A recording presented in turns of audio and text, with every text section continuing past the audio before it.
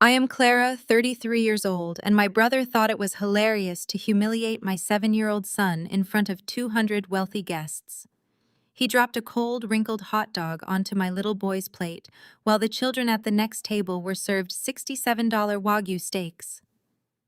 My mother scoffed and told me I should have packed a lunchbox, reminding everyone that my brother paid for this luxury out of his own pocket. I did not cry and I did not scream. I just dabbed my mouth with a linen napkin, smiled at them, and calmly said, "Noted." They had absolutely no idea that the waiter standing behind them worked for me, or that I owned the very building we were sitting in. Before I tell you exactly how I turned their dream wedding into a federal crime scene, let me know where you are watching from in the comments below. Hit like and subscribe if you believe that family is about respect, not blood. The Magnolia Estate was the absolute crown jewel of Connecticut wedding venues. It featured vaulted glass ceilings, imported crystal chandeliers, and a sweeping view of a private lake that glowed under the evening sunset. Tonight was the rehearsal dinner for my older brother Jason, who was 35 and the undisputed golden boy of our family. He was marrying Naomi, a 32-year-old micro-influencer from a highly affluent African-American family based in Atlanta. Naomi's family occupied the center of the grand dining room. Her parents, uncles, and aunts were draped in designer clothing, exuding the kind of effortless generational wealth that my mother Patricia had spent her entire life trying desperately to imitate. My mother sat at the head table, practically vibrating with pride. She was wearing a dress she had definitely put on a high-interest credit card just to keep up appearances with Naomi's relatives, projecting an image of high society that we simply did not belong to. I was seated at table 19. It was the very last table in the room, tucked neatly next to the swinging doors of the catering kitchen. My seat was positioned so that every time a waiter pushed through the doors, a gust of cold air hit my back. I sat there, holding the hand of my 7-year-old son Leo. We watched as a small army of white-gloved servers brought out the first course for Naomi's side of the family. The air filled with the rich, savory scent of seared Wagyu beef, truffle, mashed potatoes, and butter-poached asparagus.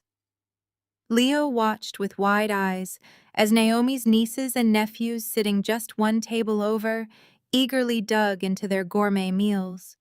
He looked up at me, his stomach giving a soft rumble, and asked when our food would arrive. That was when Jason approached our table. He did not bring a silver platter.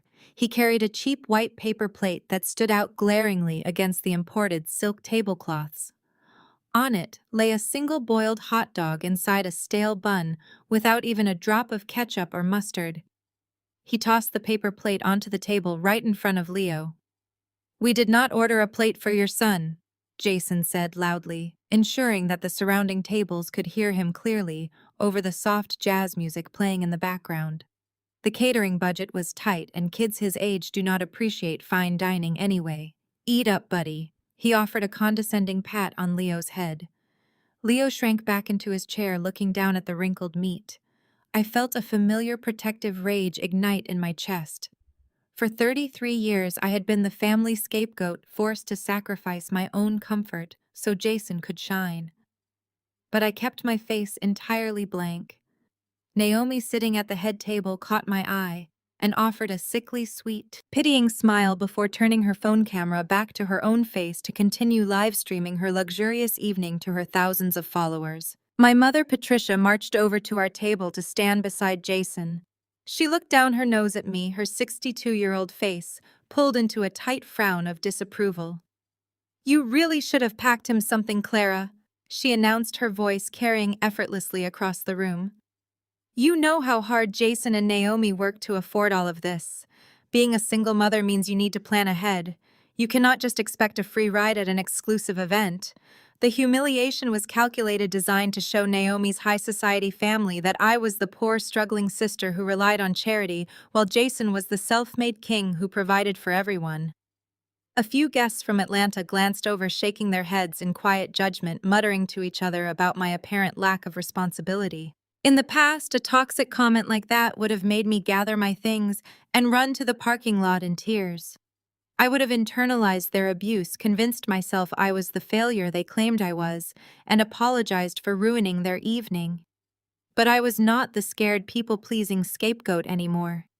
As a senior financial advisor, I dealt with corporate sharks every single day. I knew how to read a room, and more importantly, I knew how to hold my cards close to my chest. I looked at the pathetic hot dog, then looked up at my brother's smug face, and finally at my mother's judging eyes. I reached over, gently pushed the paper plate away from Leo, and looked directly into Jason's eyes. "Noted," I said softly. My voice was completely steady, devoid of any emotion. Jason smirked, assuming he had won, and turned to walk back to his champagne tower. He felt like the ultimate provider, a man displaying his dominance and wealth. He did not notice the general manager of the Magnolia estate, a man named David, standing just a few feet away near the kitchen doors. David made brief eye contact with me, his face a mask of strict professionalism. I gave him a subtle, almost imperceptible nod. He nodded back, turning on his heel to head toward the administrative offices to execute the exact orders I had given him earlier that afternoon. Jason and Patricia thought they were putting me in my place, cementing my role as the family failure. They had absolutely no clue that the financial guillotine they had built for themselves was about to drop. The memory of how this entire nightmare began played vividly in my mind as I watched my brother Jason strut confidently back to his table. It started exactly 3 weeks before the rehearsal dinner inside my own living room. I lived in a comfortable, quiet apartment in the city, a sanctuary I paid for entirely on my own. It was a Saturday morning and I was helping Leo with a science project when heavy, demanding knocks rattled my front door. I opened it to find Jason and our mother Patricia standing in the hallway looking completely out of place. Patricia immediately stepped inside, without waiting for an invitation, her eyes sweeping over my modest furniture with a familiar look of absolute disdain. Jason followed closely behind, checking his luxury watch, and sighing loudly, acting as if stepping into my home was an unbearable chore he had to endure. They sat on my sofa, uninvited. Patricia smoothed her designer skirt and cleared her throat, adopting the exact tone she always used when she was about to demand a massive sacrifice from me. She announced that Jason and Naomi were facing some unexpected financial hurdles. Naomi's family in Atlanta was accustomed to a certain standard of excellence, Patricia explained, waving her hand dismissively at my simple decor. They were flying up dozens of high society guests, and the wedding budget had expanded significantly to accommodate their luxurious tastes. Jason crossed his arms and added that Naomi desperately wanted a 4-week honeymoon in the Maldives, complete with overwater bungalows, private chefs, and daily yacht charters. I stood in my kitchen pouring a glass of water and waited for the punchline. I knew perfectly well that my mother never visited me just to share Jason's extravagant travel itinerary. Patricia finally delivered the toxic demand. She told me that as a sister, it was my duty to step up and ensure the family maintained a strong, wealthy image. She stated quite casually that they needed a $10,000 contribution from me for the honeymoon fund. I almost dropped my glass on the hardwood floor. I stared at them, completely stunned by their sheer audacity. $10,000 was a massive amount of money. I asked them why on earth I should pay for a luxury vacation I was not even formally invited to. Jason rolled his eyes, groaning and muttering that I was always so incredibly selfish and completely unsupportive of his happiness. Patricia leaned forward, using her classic psychological manipulation to corner me. She lowered her voice, feigning sympathy, and told me that my status as a single mother was a constant source of deep embarrassment for the entire family. She said Naomi's relatives were highly respected, traditional, wealthy people in Atlanta. According to my mother, my lack of a husband and my perceived financial struggles were a dark stain on Jason's big day. She claimed that by paying the $10,000, I would essentially be compensating the family for the immense shame I caused them on a daily basis. She actually used the word compensating. She spun a twisted narrative where I owed them this money simply for existing and making Jason look bad by comparison. I felt a familiar burning heat rising in my chest, but I absolutely refused to give them the emotional reaction they craved. I set my glass down on the granite counter with a sharp clink. I looked straight into my mother's eyes and told her my answer was no. I explained clearly that my money belonged to me and my son. I was raising Leo entirely on my own, paying for his school, his clothes, his medical bills, and his future. I had zero intention of funding a tropical getaway for a grown brother who never even remembered my birthday. Jason scoffed loudly, standing up and towering over me, trying to use his physical presence to intimidate me. He said I was just bitterly jealous because Naomi was a highly successful influencer, while I was a pathetic nobody. Patricia stood up as well, her face flushing bright red with pure anger. She decided to use her ultimate weapon against me. If I did not write that $10,000 check immediately, she threatened Leo would be permanently banned from the wedding. She crossed her arms tightly and stated that Naomi felt Leo would be a massive disruption anyway. Naomi had apparently complained that a 7-year-old boy without a father would completely ruin the curated high-class aesthetic of her wedding photos. Patricia coldly informed me that unless I paid up right then and there, my son would not be welcome at the ceremony or the reception. They fully expected me to crumble.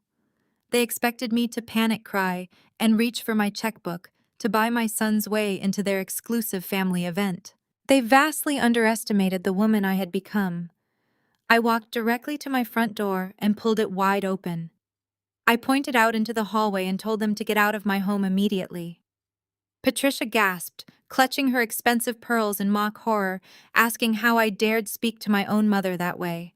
I kept my arm extended toward the door and replied that if they thought my own son was a disruption, they absolutely did not deserve his presence. I told Jason he could fund his own luxurious lifestyle instead of begging his single sister for financial handouts. Jason sneered viciously, warning me that I would severely regret disrespecting them. I did not flinch or back down.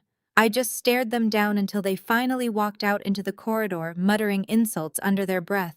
I slammed the door shut and locked the deadbolt firmly. My heart pounded furiously against my ribs, but my mind was remarkably clear.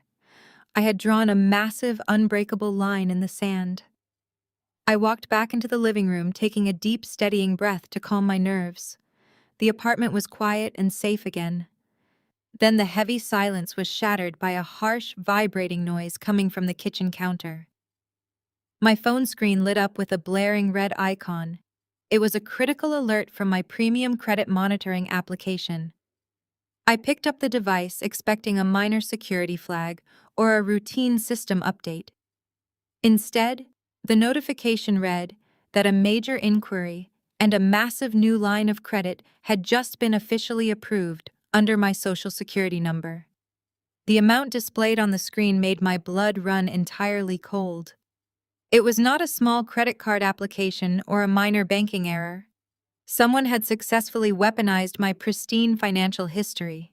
The alert detailed a catastrophic breach of my personal data originating from an IP address I recognized all too well.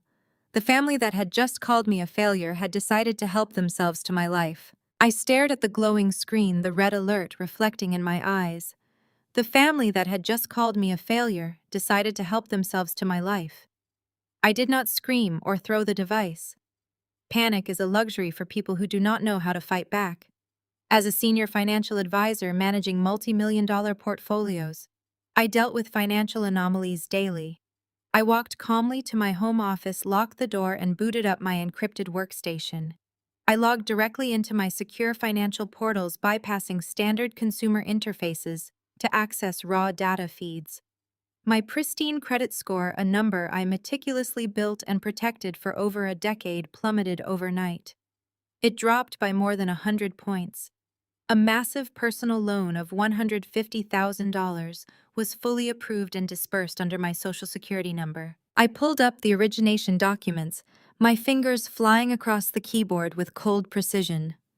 I went straight into forensic mode, diving deep into the digital metadata attached to the loan application. I traced the origination IP address. It mapped perfectly to the Wi-Fi network at my parents' suburban house in Connecticut. I pulled the digital signature logs. The application was signed electronically at 2 in the morning, a time when I was sound asleep in my bed. I scrutinized the employment verification forms submitted to the lender. Someone forged a letter verifying my income utilizing old pay stubs stolen from my mail months ago. I kept digging, tracing the banking routing numbers involved in the transaction. The loan was structured with Jason listed as the primary borrower. Because Jason was a serial debtor with a ruined credit history, no reputable bank would ever lend him a dime. To bypass the bank's strict underwriting algorithms, the application featured a guarantor. The guarantor was me. My mother, Patricia, used my social security number, my clean financial background, and my hard-earned professional reputation to act as a fraudulent co-signer for her golden boy. She literally stole my identity to finance his lifestyle. The sheer audacity of the crime was breathtaking. Patricia sat on my sofa 10 minutes earlier, demanding a $10,000 handout and calling me a failure, all while knowing she had already stolen 15 times that amount in my name. She threatened to ban my son from the wedding, to punish me for not giving her pocket change perfectly secure, knowing she had already robbed my future to fund Jason's illusion of wealth. She thought I was just a naive, exhausted single mother who would not notice the missing funds until it was too late. She severely underestimated the financial predator she created. I tracked the final wire transfer to see exactly where my stolen future had been deposited. The loan funds had not gone into Jason's personal checking account. They had not been routed to Patricia's savings. The digital trail led directly to a high-yield corporate holding account. I ran a search on the routing and account numbers, cross-referencing them with state business registries. The beneficiary name populated on my screen in stark black letters: the Magnolia Estate, the ultra-luxury wedding venue hosting Jason and Naomi's extravagant event. The $150,000 was wired directly to the venue to cover the exorbitant costs of Naomi's dream wedding. My stolen identity paid for imported floral arches. My compromised credit funded the vintage champagne Naomi's high society Atlanta family would sip. My financial security bought the Wagyu beef live entertainment and flawless aesthetic Naomi demanded. They built their perfect wealthy influencer image entirely on my back. The ultimate betrayal was cemented in indisputable digital ink. Patricia and Jason committed a severe federal crime. Identity theft and wire fraud on this scale carried mandatory minimum sentencing. They crossed a line from toxic family dynamics into outright felony territory. They actively chose to jeopardize my ability to buy a house, secure loans for my son's future education, or pass standard background checks, all to ensure Naomi's relatives believed Jason was a self-made millionaire. I sat back in my desk chair, the monitors casting long shadows across my office. My breathing was slow and measured. The anger I felt was no longer a hot, blinding rage. It crystallized into something entirely different. It was pure, freezing determination.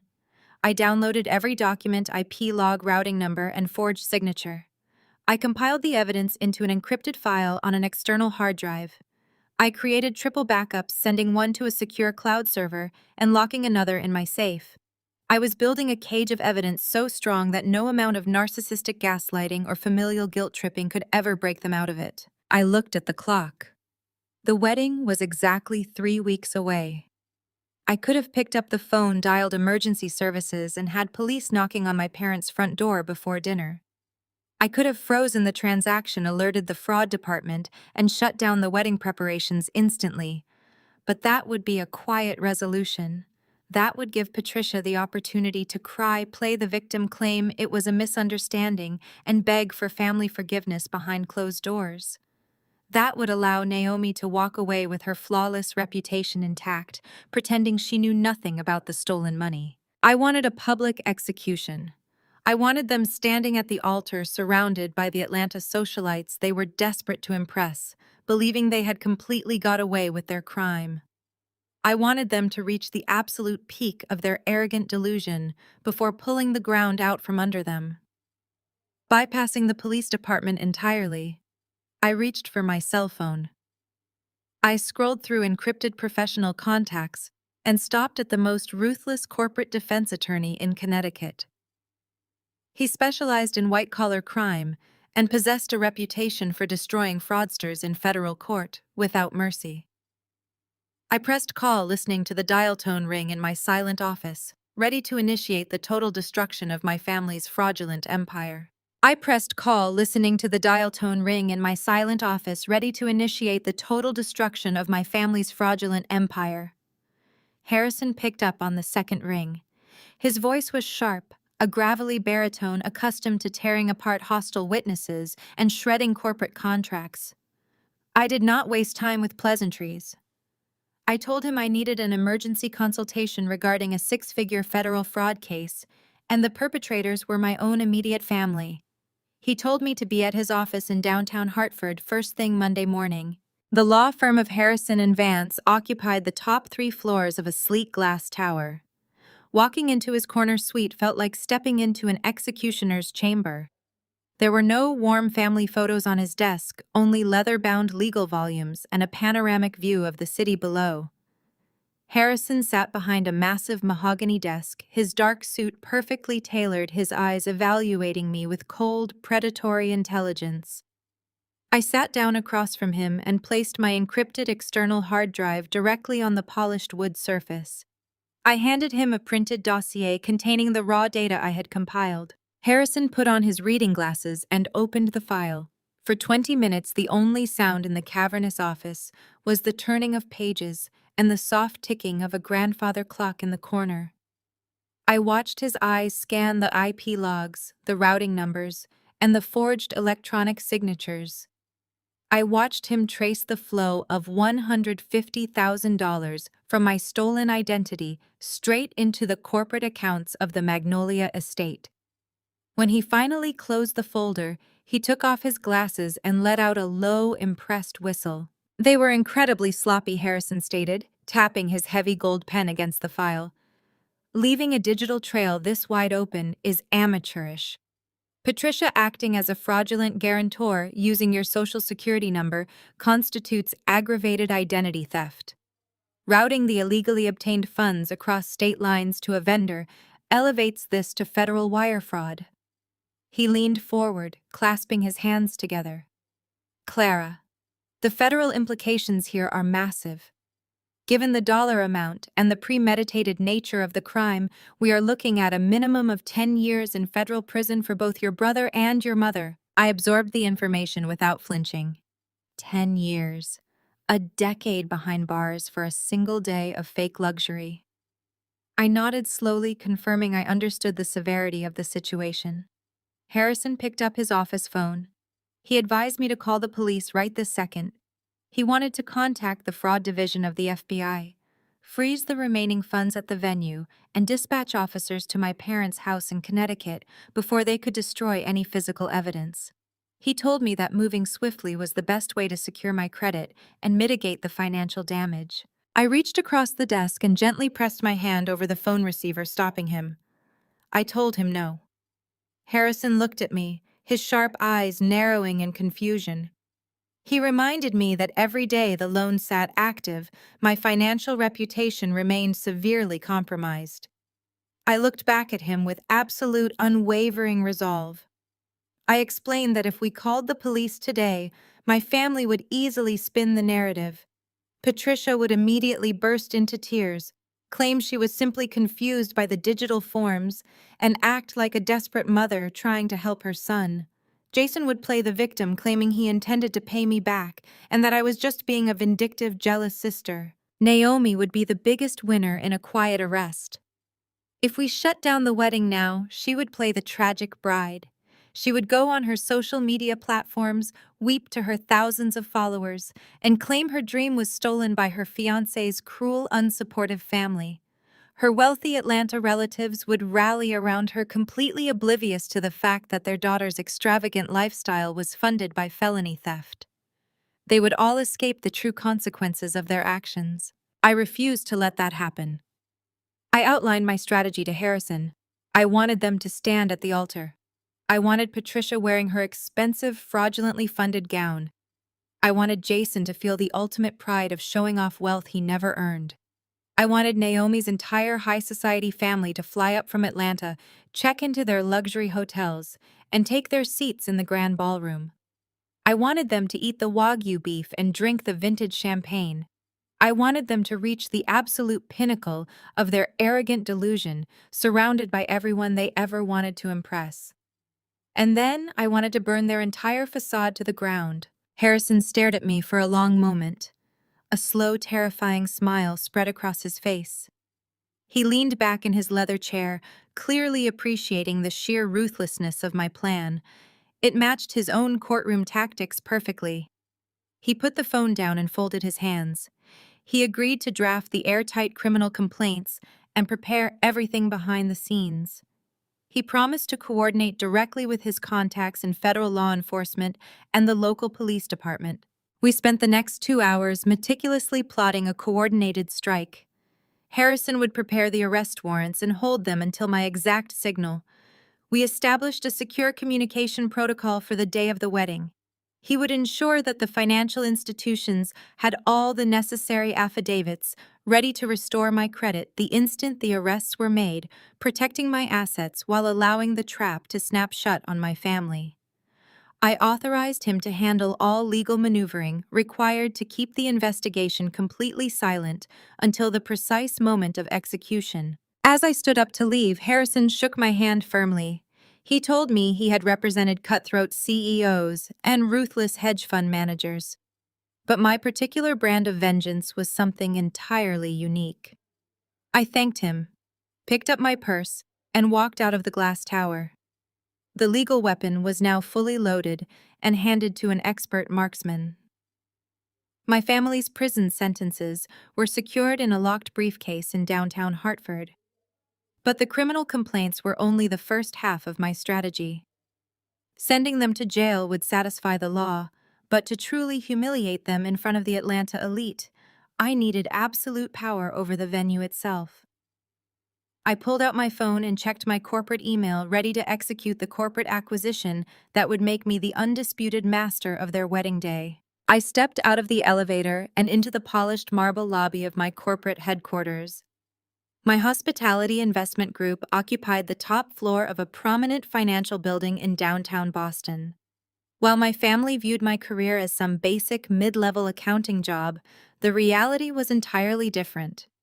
I was a senior partner, managing a portfolio worth hundreds of millions of dollars. Our firm specialized in acquiring luxury venues, restructuring their operations, and elevating their market value. For the past 8 months, my team had been quietly negotiating a massive merger and acquisition deal. The target of our aggressive takeover was Vanguard Hospitality Group. They were a premier catering and event management conglomerate. Their absolute crown jewel just happened to be the most sought-after wedding venue in the entire state of Connecticut, the Magnolia Estate. I walked into the main boardroom where my partners and the executive team from Vanguard were already seated. The atmosphere was thick with the adrenaline of a closing deal. Binders of complex legal documents covered the long glass table. I took my seat at the head of the table, projecting an aura of absolute calm and authority. We spent 2 rigorous hours reviewing the final addendums, ensuring every asset, liability, and subsidiary was properly accounted for. When the time came, the Vanguard executives signed the transfer agreements. I took my silver pen and signed my name on the final line. The ink dried on the contract, making the acquisition officially binding. In that singular moment, I became the silent majority owner of the Magnolia Estate. The poetic justice of the situation was almost overwhelming. Patricia and Jason had stolen my Social Security number to secure a fraudulent loan of $150,000. They wired that stolen money directly into the corporate accounts of Vanguard Hospitality to pay for a wedding that deliberately excluded me and humiliated my son. Now, by a twist of pure corporate fate, I owned the very accounts that held my stolen money. I possessed total authority over the property, the catering staff, the vendors, and the entire wedding execution. I was no longer just the victim of a federal crime, I was the landlord of their arrogant fantasy. I left the corporate office and drove straight to the Magnolia Estate. The property was breathtaking, featuring meticulously manicured gardens, classical architecture, and a sprawling lake that screamed generational wealth. I bypassed the main reception area and walked directly into the executive offices. I introduced myself to the general manager, a sharply groomed man named David. He had already received the urgent corporate memo regarding the acquisition and stood up immediately to greet his new boss. I closed his office door, locked the deadbolt, and sat across from his desk. I laid out my first executive order. I required his absolute, unwavering discretion. Under no circumstances was my identity as the new majority owner to be revealed to the staff, the vendors, or the clients. David agreed immediately, recognizing the serious, dangerous tone in my voice. I had him sign a strict non-disclosure agreement just to ensure airtight compliance. Once the legalities of our silence were firmly established, I asked David to pull up a specific client portfolio. I told him I needed to conduct a random quality assurance audit on an upcoming high-profile event. I gave him the name, the Jason and Naomi wedding. David clicked a few buttons on his computer terminal and printed out the master file. He handed me a thick, glossy binder detailing every single aspect of their extravagant day. I opened the folder and felt a cold smile form on my lips. The level of excessive spending was absolutely staggering. I flipped through the itemized receipts and vendor contracts. Jason and Naomi had spared no expense playing the role of wealthy aristocrats with total perfection. They ordered custom floral arches featuring rare imported orchids that cost more than a standard luxury vehicle. The dinner menu was incredibly lavish, including prime Wagyu beef and hand-shaved white truffles flown in directly from Italy. The bar tab was completely open and unlimited, stocked exclusively with vintage champagne that cost thousands of dollars per single bottle. They hired a 12-piece classical string quartet, a celebrity disc jockey, and a professional lighting crew to ensure Naomi's social media live streams would look flawlessly cinematic. Every single page of the massive binder dripped with extreme vanity and toxic ego. I traced my finger over the bottom line of the finalized invoice. The grand total was exactly $150,000. It was the exact amount stolen from my credit profile. My family was using my financial stability to buy rare truffles for people who looked down on me.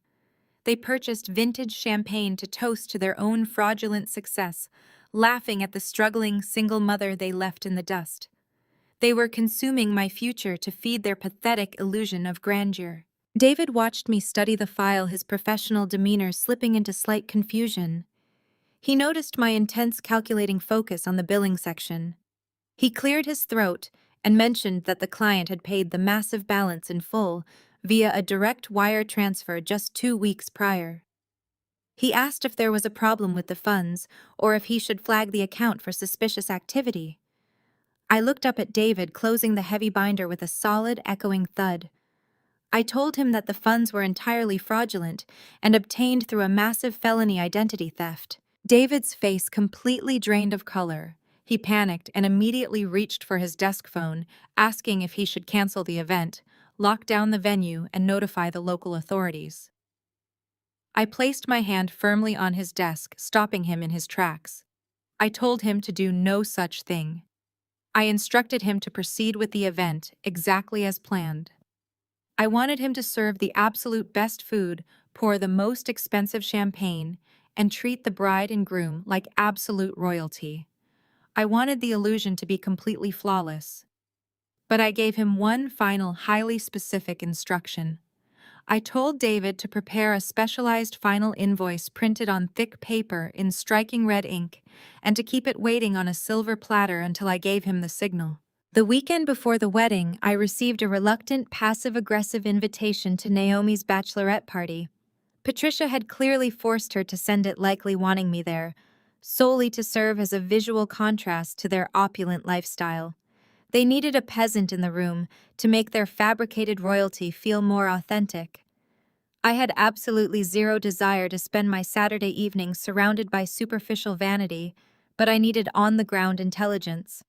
I needed audio proof that Naomi and Patricia were fully aware of the extravagant expenses.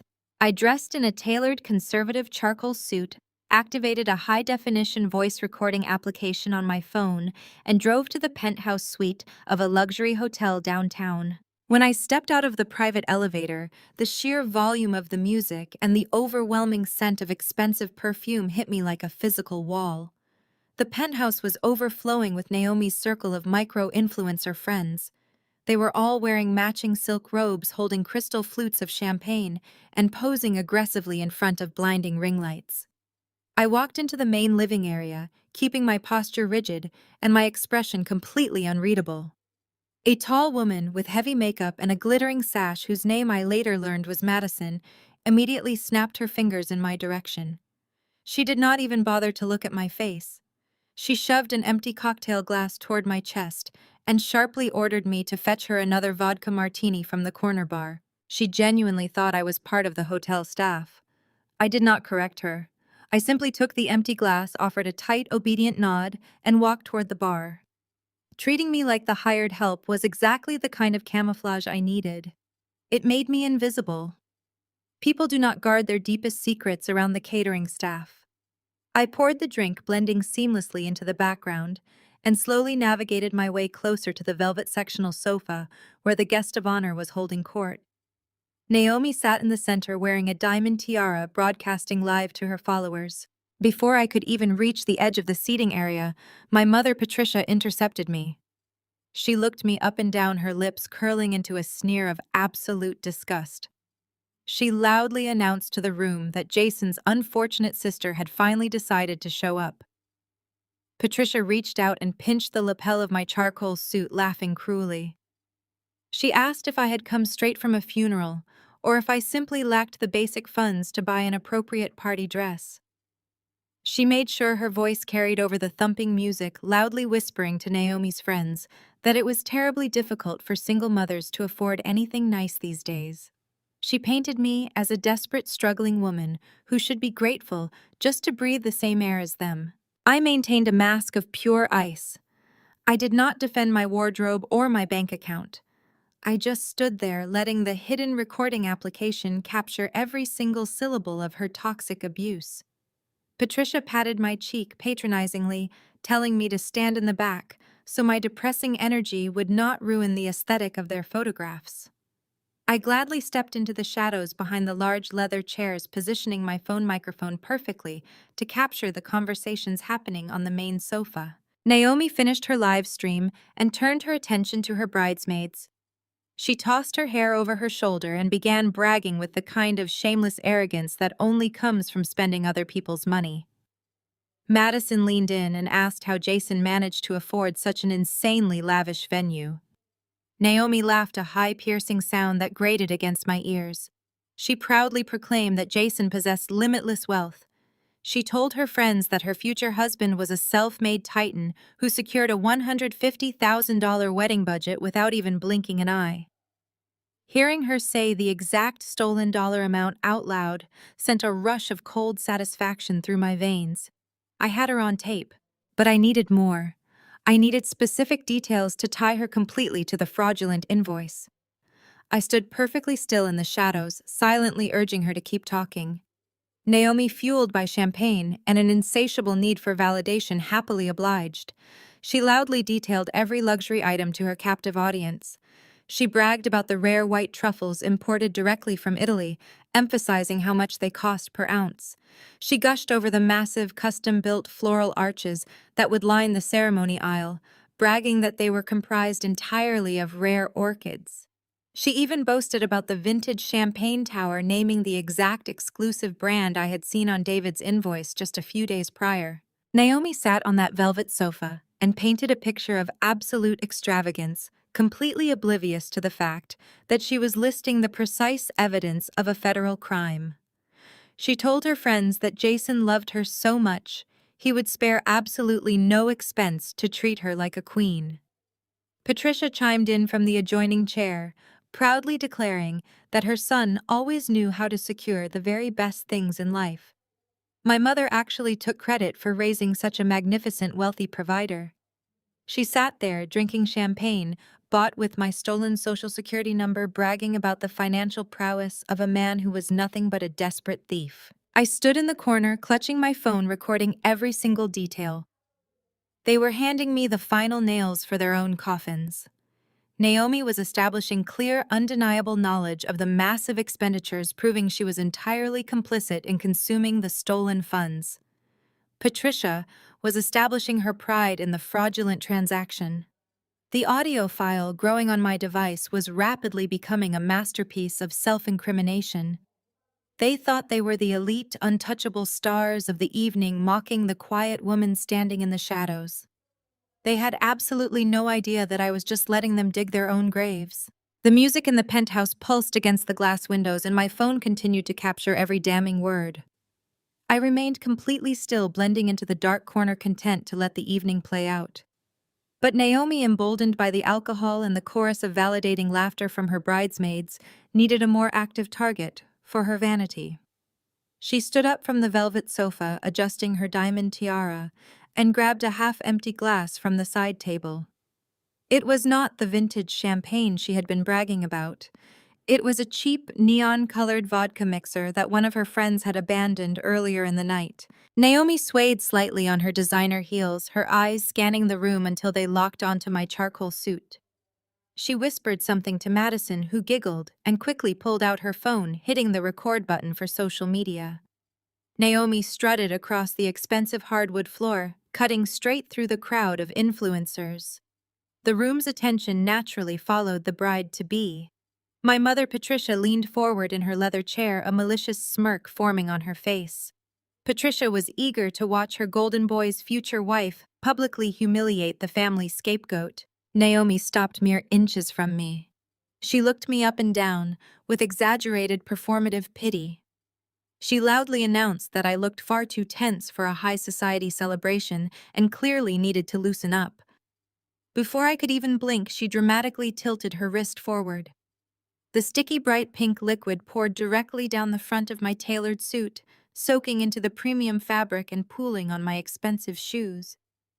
Several girls in the room gasped loudly, but their shock was quickly followed by a chorus of cruel, mocking laughter. Naomi brought her hand to her mouth in a theatrical gesture of fake shock. She offered a high-pitched, insincere apology, claiming her hand had just slipped because her engagement ring was simply too heavy. Then her smile turned razor-sharp. She leaned in close, ensuring her friend's camera caught every single syllable of her insult. She told me she would have offered me a glass of the vintage champagne, but she knew my poverty mindset would not even be able to process the taste of real luxury. She explicitly stated that wasting a $1,000 bottle of champagne on someone who shops at discount outlets would be a terrible crime against her standard of living.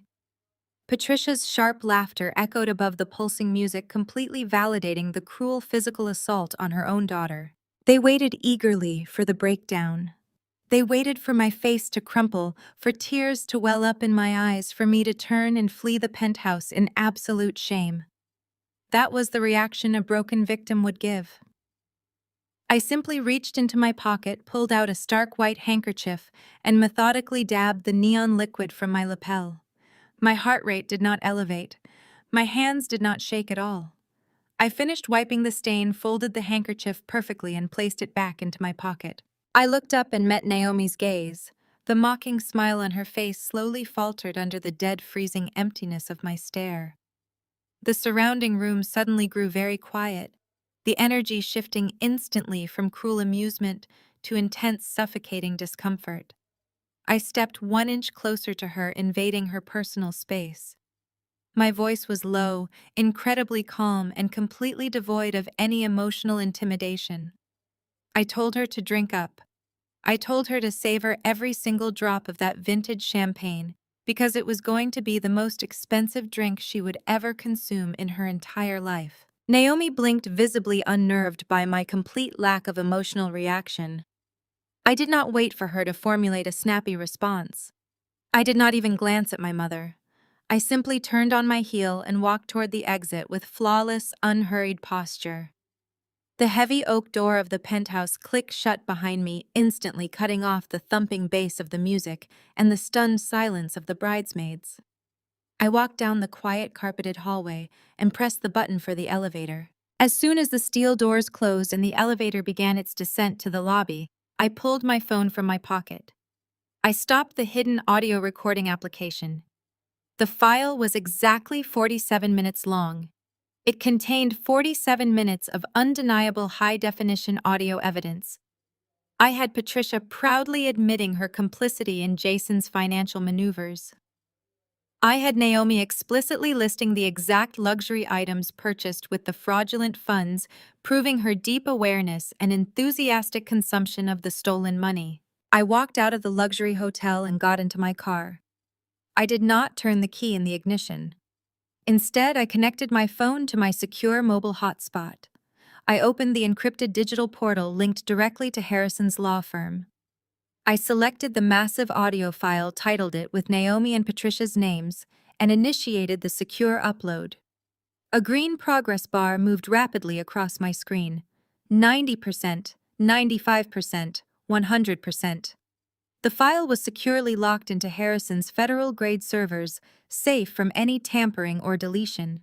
A moment later, a text message from Harrison illuminated my dashboard screen. It read, "Audio received. Intent and complicity are fully established. The snare is legally set." I smiled the pink sticky stain on my suit, suddenly feeling like a badge of absolute victory. The legal trap was now completely flawless. Naomi and Patricia had just provided the final undeniable pieces of evidence required for their own federal indictments, and they had done it entirely voluntarily while mocking me.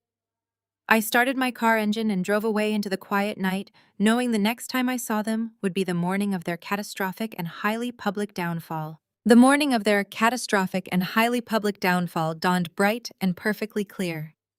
I drove through the wrought iron gates of the Magnolia estate with Leo strapped into the back seat of my car.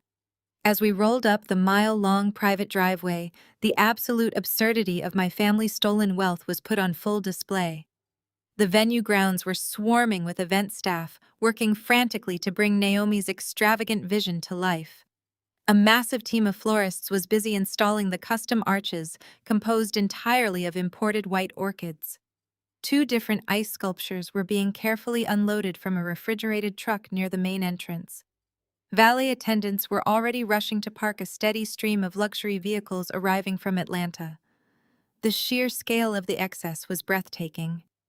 Every single petal, every crystal goblet, and every silk chair cover had been paid for with a felony committed against my name. I held Leo's hand tightly as we walked past a string quartet practicing on the manicured front lawn. He looked around with wide, innocent eyes, asking if we were at a real castle. I looked down at him and softly replied that we were just visiting a house of cards that was about to collapse. I guided Leo into the grand foyer, navigating through the chaos of high-end caterers and frantic wedding planners.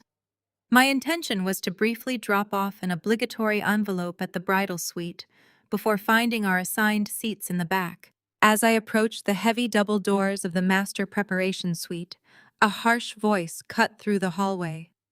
My mother, Patricia, stepped directly into my path, physically blocking the entrance. She was already dressed in her custom-tailored mother-of-the-groom gown, dripping in rented diamonds and radiating toxic anxiety. She held her hand out flat, pressing it against my chest to stop me from taking another step forward. She looked down at Leo, her face contorting with overt annoyance, before turning her sharp glare back to me. She loudly announced that I was absolutely forbidden from crossing the threshold into Naomi's preparation area. I kept my face blank and asked her to clarify her reasoning. Patricia scoffed, adjusting her diamond necklace with a dismissive flick of her wrist. She explicitly stated that the bridal suite was a place of high vibration and pristine luxury.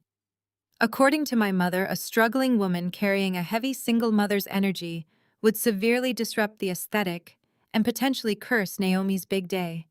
She claimed Naomi was already stressed enough about marrying into a new family and did not need my depressing poverty-stricken aura ruining her pre-wedding social media posts. Patricia aggressively commanded me to take my son and go hide in the back corridors until the ceremony began, ensuring we stayed completely out of sight from the wealthy Atlanta relatives who were currently enjoying mimosas inside. Once again, they handed me exactly what I needed, while believing they were punishing me. A normal sister would have been devastated by the cruel rejection. I just felt a cold, brilliant wave of satisfaction. Being banned from the bridal suite and told to wander the back corridors was the greatest tactical advantage Patricia could have possibly given me. It provided me with total unmonitored freedom to roam my own property. I offered my mother a polite, chilling nod. I told her I would gladly stay out of her way and ensure my energy did not interfere with their perfect illusion. Patricia smirked, clearly thrilled that she had successfully asserted her dominance, and slipped back behind the heavy double doors. The moment the lock clicked shut, my demeanor shifted from compliant sibling to absolute corporate authority. I walked Leo away from the bridal wing and took him directly to the executive administrative offices, a secure zone completely off limits to standard wedding guests. I opened the door to the general manager's suite.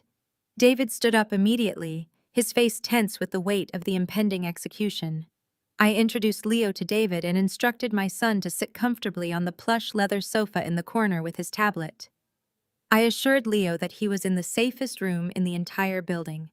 Once Leo had his headphones on, I turned my full attention to David. The time for observation was over. We were moving into the final phase of the operation. I asked David for a full status report on the security protocols. He confirmed that the venue's private security team had been fully briefed and strategically repositioned. 4 plainclothes guards were currently stationed at all primary exits of the grand ballroom. 2 additional guards were placed near the service corridors to prevent any unauthorized escape attempts once the confrontation began. I nodded in approval, checking my encrypted messages. Attorney Harrison had just confirmed that his team, along with local and federal law enforcement officers, were standing by in unmarked vehicles just outside the property limits, waiting for my exact signal to breach the venue. The perimeter was entirely locked down.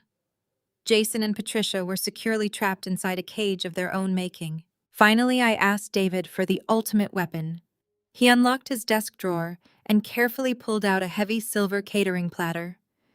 Resting in the exact center of the polished metal was the specialized document I had ordered. It was the final itemized invoice for the entire wedding production. David had printed it on thick premium cardstock. Just as I had instructed, every single line item, the Wagyu beef, the vintage champagne, the imported orchids, and the massive unapproved loan balance, was printed in stark, blinding red ink. The number $150,000 glowed aggressively at the bottom of the page. It was a flawless visual representation of their financial crime. I picked up the invoice, verifying that the banking routing numbers matching my stolen identity were clearly displayed in the billing section. It was perfect. I placed the document back onto the silver platter. I looked at David, my voice dropping to a freezing absolute zero. I instructed him to keep the platter secure and to wait for my exact cue during the dinner reception. I left the executive suite with a profound sense of clarity, my heels clicking softly against the polished hardwood floors of the private corridor. The chaotic symphony of the wedding preparations echoed from the main halls, a blend of frantic event planners shouting instructions and floral designers rushing to finalize Naomi's extravagant aesthetic. I needed to retrieve Leo from David's office shortly, but first I intended to walk the perimeter of the grand ballroom to ensure the seating arrangements matched the venue map. As I rounded the corner near the mahogany staircase, a heavy hand clamped down firmly on my shoulder. I turned sharply to find my father Richard standing right behind me. At 65 years old, my father had perfected the art of the distinguished benevolent patriarch. He wore a custom tuxedo that projected quiet authority, his silver hair impeccably styled. But I knew the man beneath the expensive fabric. Richard was the ultimate enabler, the silent architect of our toxic family dynamic who always sacrificed my well-being to keep the peace with Patricia and elevate Jason. He quickly dropped his hand and offered a warm, practiced smile, gently guiding me away from the bustling main hall and into an empty, dimly lit service corridor. He looked around to ensure we were completely alone before adopting a tone of deep paternal concern. He sighed heavily, rubbing his forehead, as if the weight of the day was taking a massive toll on him. He started by apologizing for Patricia's behavior at the bridal suite earlier that morning. He spun a masterful web of excuses, claiming my mother was simply overwhelmed by the high society pressure from Naomi's wealthy Atlanta relatives. He placed a comforting hand on my arm, telling me how much he appreciated my maturity and my willingness to stay out of the way for the sake of family harmony. He painted a picture of us being on the same team, the two rational adults trying to navigate Patricia's dramatic outbursts. I kept my expression entirely neutral, allowing him to weave his fabricated narrative. I knew Richard never initiated a private conversation unless he needed something from me. Right on cue, his tone shifted from emotional conciliation to casual business. He reached into the inner pocket of his tailored tuxedo jacket and pulled out a tightly folded piece of paper along with a silver fountain pen. He chuckled lightly, shaking his head as if dealing with a minor ridiculous annoyance. He explained that the management of the Magnolia estate was being incredibly bureaucratic about their insurance policies. According to my father, the venue required a standard family liability waiver from all immediate blood relatives of the groom before the ceremony could officially commence. He held the document out to me, framing it as a meaningless administrative hurdle that we just needed to get out of the way so we could all enjoy the beautiful evening. I took the folded paper from his hand. As a high-level financial advisor who spent over a decade dissecting complex corporate contracts and liability agreements, my eyes automatically scanned the header and the dense blocks of legal text. It took me less than 2 seconds to realize this was absolutely not a venue insurance waiver. The document was a post-origination guarantor ratification form. It was a highly specific, legally binding contract designed by banking institutions to retroactively authorize a line of credit. The text explicitly stated that the undersigned individual fully consented to the utilization of their Social Security number for the $150,000 loan dispersed to Jason. It contained a sweeping indemnification clause designed to completely absolve the primary borrower and any acting agents from all claims of fraud, identity theft, or financial misrepresentation. The chilling reality of the paper in my hands hit me with the force of a freight train. Up until this exact second, I believed Richard was merely a passive bystander. I thought Patricia and Jason had committed the federal wire fraud on their own, keeping my father in the dark to avoid his lectures on financial responsibility. I was entirely wrong. Richard knew everything. He was fully aware that his wife and son had stolen my identity to fund this lavish spectacle. Instead of stopping them, instead of protecting his daughter, he actively colluded with them to cover up the felony. He leveraged his role as the caring diplomatic father to trick me into signing away my legal rights and absorbing a massive life-ruining debt. He looked at me with his warm, paternal eyes, fully expecting me to blindly sign the paper like the obedient, people-pleasing scapegoat I used to be. A fresh wave of freezing, calculating rage washed through my veins. The urge to rip the document to shreds and scream the truth in his face was nearly overpowering. But doing so would trigger an immediate panic. Richard would alert Patricia and Jason. They would realize their fraud was discovered, and the trap I had so meticulously built with Attorney Harrison would be compromised. I needed to secure this document. It was the ultimate, irrefutable proof of Richard's active complicity in the federal crime. I looked up from the paper, letting my shoulders slump slightly, adopting the persona of an exhausted, compliant daughter who just wanted the day to be over. I offered an apologetic, self-deprecating laugh. I patted the sides of my dress and tapped the small decorative clutch hanging from my wrist. I looked at my father with wide, innocent eyes and told him I had left my reading glasses in the glove compartment of my car. I explained that the venue lighting was far too dim in this corridor, and the legal font was giving me a terrible headache. Before Richard could process the excuse or offer to read it aloud to me, I decisively folded the ratification form and slipped it deep into the zippered pocket of my designer purse. I smiled brightly and assured him that I would grab my glasses right after the ceremony concluded and sign the venue waiver for him before the dinner reception began. Panic flashed instantly across Richard's distinguished features. The mask of the benevolent patriarch slipped, revealing the terrified co-conspirator underneath. He reached his hand out, his fingers twitching as he desperately tried to think of a reason to demand the paperback immediately. He stammered, claiming the wedding coordinator needed all the signatures filed before the music started, insisting that I should just sign it quickly without worrying about the fine print. I took a deliberate step back, maintaining my cheerful, oblivious facade. I told him I never sign anything without my glasses, a strict rule from my boring corporate job. I gave his arm a reassuring squeeze, promising again that I would handle it the second the vows were exchanged. I turned my back on my father and walked down the corridor, feeling his panicked gaze burning into my spine. I now held the physical evidence that would send all three of my family members to federal prison, resting securely inside my purse. I retrieved Leo from the executive administrative suite, offering David a final confirming nod before leaving the secure zone. My son grabbed my hand, sensing the shift in my posture. We walked together out of the main building and toward the spectacular glass conservatory, where the wedding ceremony was scheduled to take place. The late afternoon sun filtered perfectly through the vaulted glass ceilings, casting a warm, golden glow over the seating arrangements. The venue staff had truly outdone themselves.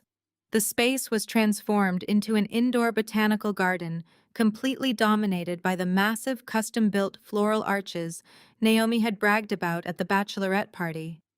Thousands of imported white orchids cascaded down the aisles, filling the air with a heavy, sweet fragrance. It was a breathtaking display of botanical artistry, and every single petal had been purchased with my stolen identity. An usher dressed in a sharp tuxedo approached us holding a velvet-bound seating chart. He looked at my modest dress, then down at his list, his polite smile failing to mask his clear disdain. He pointed his white-gloved hand past the rows of plush cushioned seating toward the very back of the conservatory. Naomi's family from Atlanta occupied the VIP front rows. They were a sea of designer silk bespoke suits and flashing diamonds, murmuring in hushed approving tones about the sheer opulence of the event. My mother Patricia and my father Richard sat directly across from them in the designated parent seating. Richard looked incredibly stiff, his posture rigid as he occasionally glanced over his shoulder, desperately scanning the crowd for me and the document resting in my purse. The usher led Leo and me to the absolute furthest corner of the room. Our assigned seats were two flimsy wooden folding chairs entirely separate from the main guest sections. We were positioned right next to the swinging metal doors of the temporary catering kitchen. Every time the kitchen staff rushed through the doors to prepare the reception appetizers, the loud clattering of industrial pans and a sharp gust of cold air washed over us. It was a deliberate, calculated insult. They wanted me to feel the full weight of my supposed inferiority. They wanted the wealthy Atlanta guests to see the outcast sister hidden away in the shadows, with her fatherless child, completely excluded from the inner circle of luxury. I sat down on the hard wooden chair and pulled Leo close to my side, smiling inwardly. They had given me the absolute best vantage point in the entire room to watch their impending destruction. A hush fell over the magnificent conservatory as the 12-piece classical string quartet began to play a soaring, dramatic overture. The heavy oak doors at the back of the aisle swung open. Naomi made her grand entrance, stepping onto the pristine white runner. She wore a custom-designed gown covered in thousands of hand-sewn crystals that caught the golden sunlight and scattered tiny rainbows across the ceiling. She walked down the aisle with the slow, practiced gait of royalty, ensuring her hired videographers captured every flawless angle for her social media platforms. She looked like a wealthy queen ascending to her throne, blissfully ignorant that her entire kingdom was financed by a felony. Jason waited for her under the magnificent floral arch. He wore a bespoke velvet tuxedo, his chest puffed out with arrogant pride. As Naomi reached the altar, he took her hands, projecting the image of a powerful, capable provider. The officiant spoke a few introductory words about love and commitment before stepping back to allow the couple to exchange their personal vows. Jason was handed a silver microphone. His voice echoed through the high-end sound system, filling every corner of the glass conservatory. He did not speak about love, partnership, or mutual respect. Jason delivered a speech entirely focused on his own ego and his fabricated financial superiority. He looked out at Naomi's wealthy family and shamelessly bragged about his relentless dedication to success. He talked about his grueling professional grind, his unyielding ambition, and his ability to overcome massive obstacles through sheer self-made willpower. He spun a disgusting narrative of a man who had built his own empire from the ground up.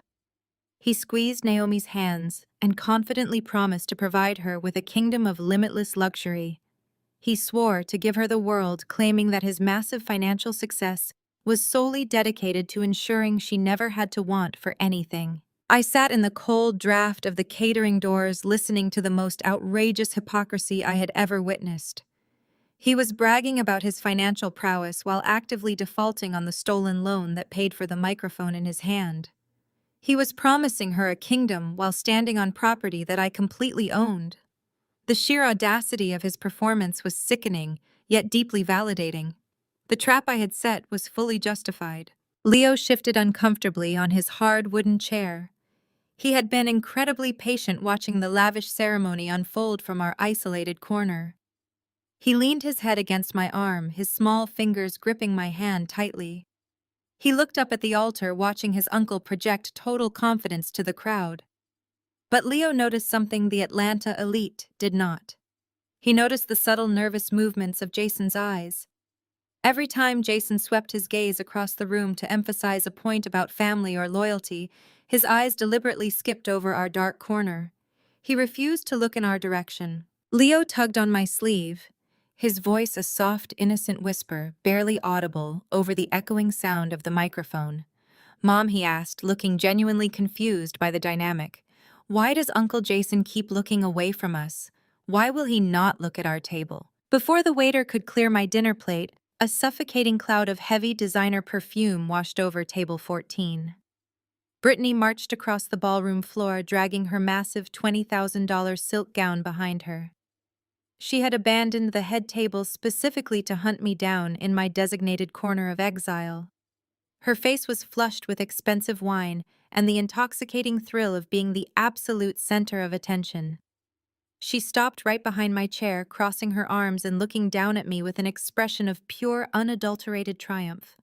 She had come to deliver what she believed was the final crushing blow to my self-esteem. Leo did not fully understand the heavy, literal truth behind my words, but he recognized the serious, unyielding tone of my voice.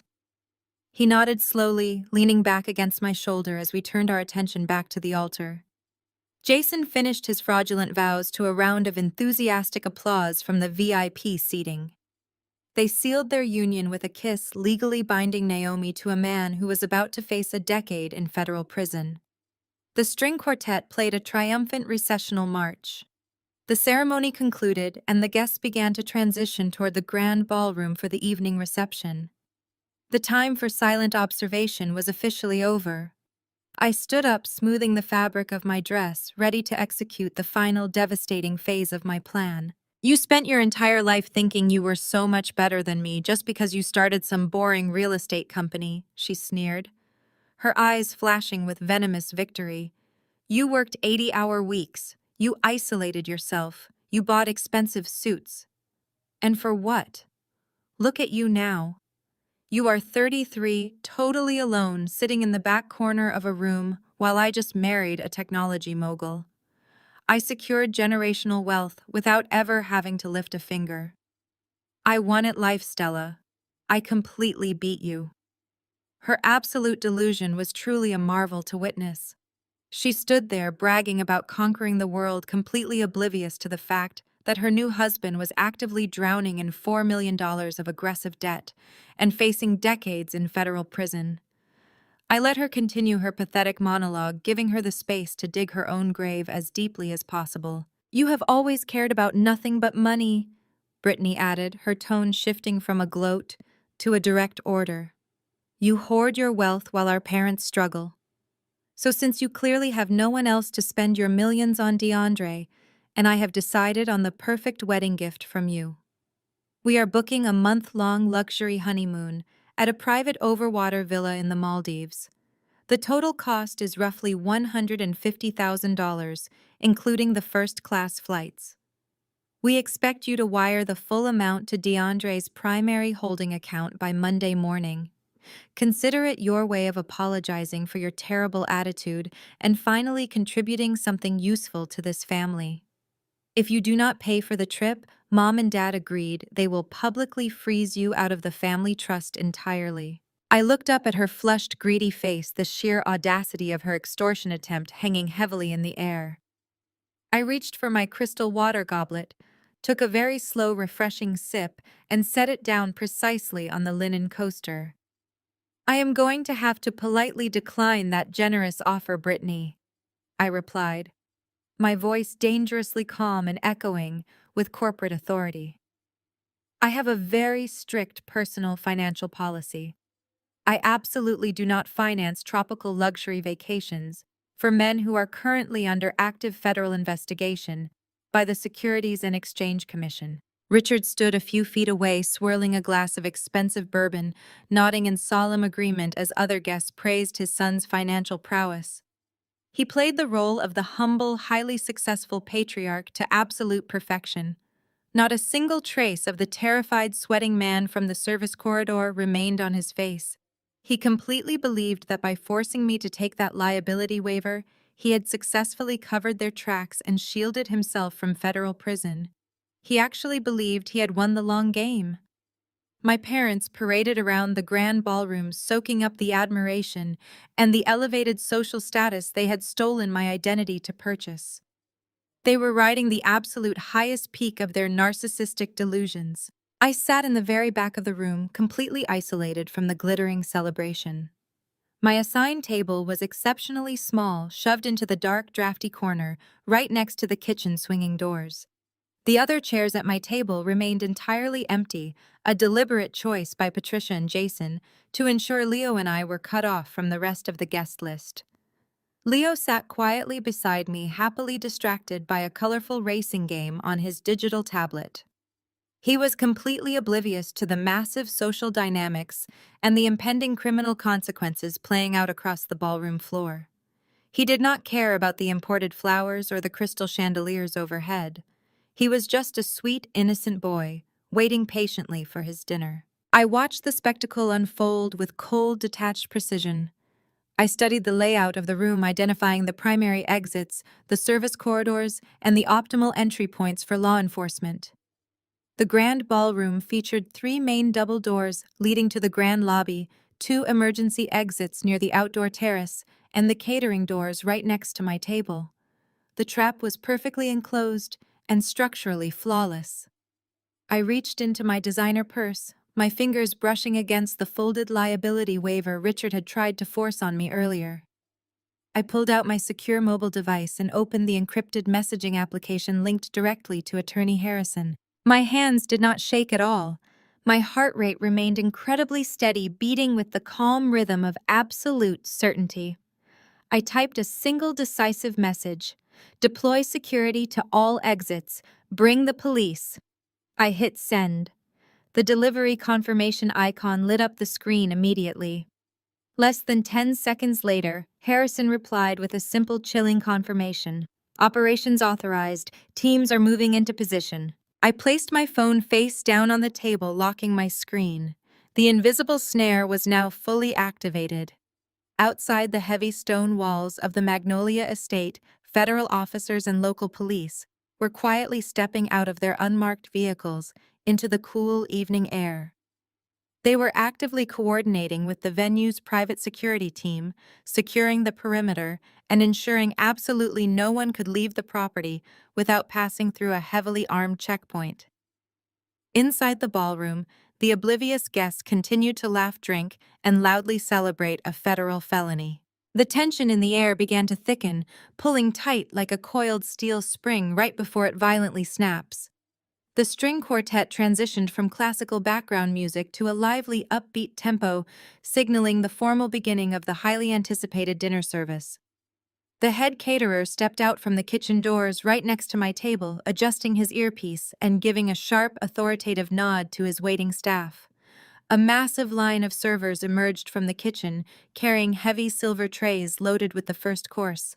The clinking of fine crystal glasses and the loud, boastful laughter of Naomi's relatives echoed sharply off the vaulted ceilings. The extravagant $67 Wagyu steaks were being plated in the kitchen, the rich, intoxicating aroma of seared meat and truffle butter wafting heavily into the dining room. Everything was moving exactly according to the strict, luxurious schedule Jason and Naomi had demanded from their wedding planners.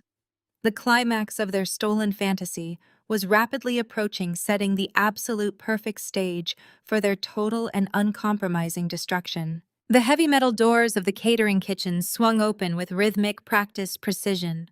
A perfectly synchronized line of waitstaff emerged into the grand ballroom, carrying massive silver trays balanced expertly on their shoulders.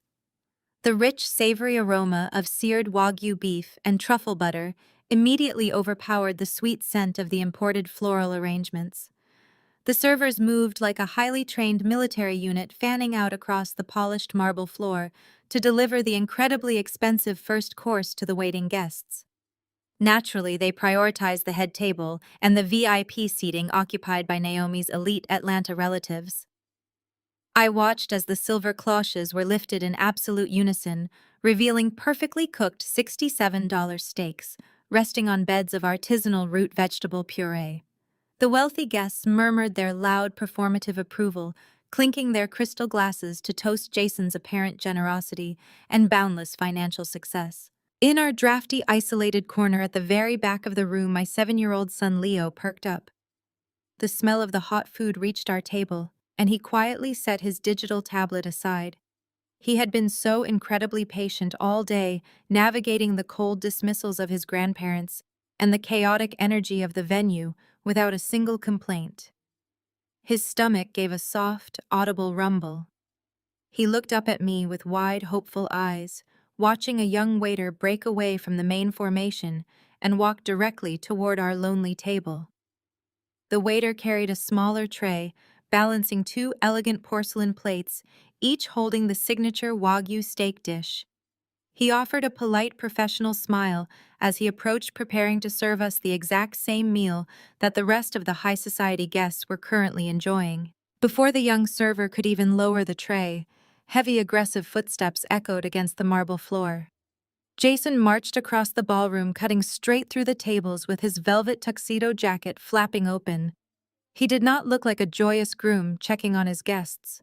He looked like an arrogant dictator determined to assert his absolute dominance over the lowest-ranking person in the room. He held something completely out of place in his right hand. It was a cheap, flimsy white paper plate.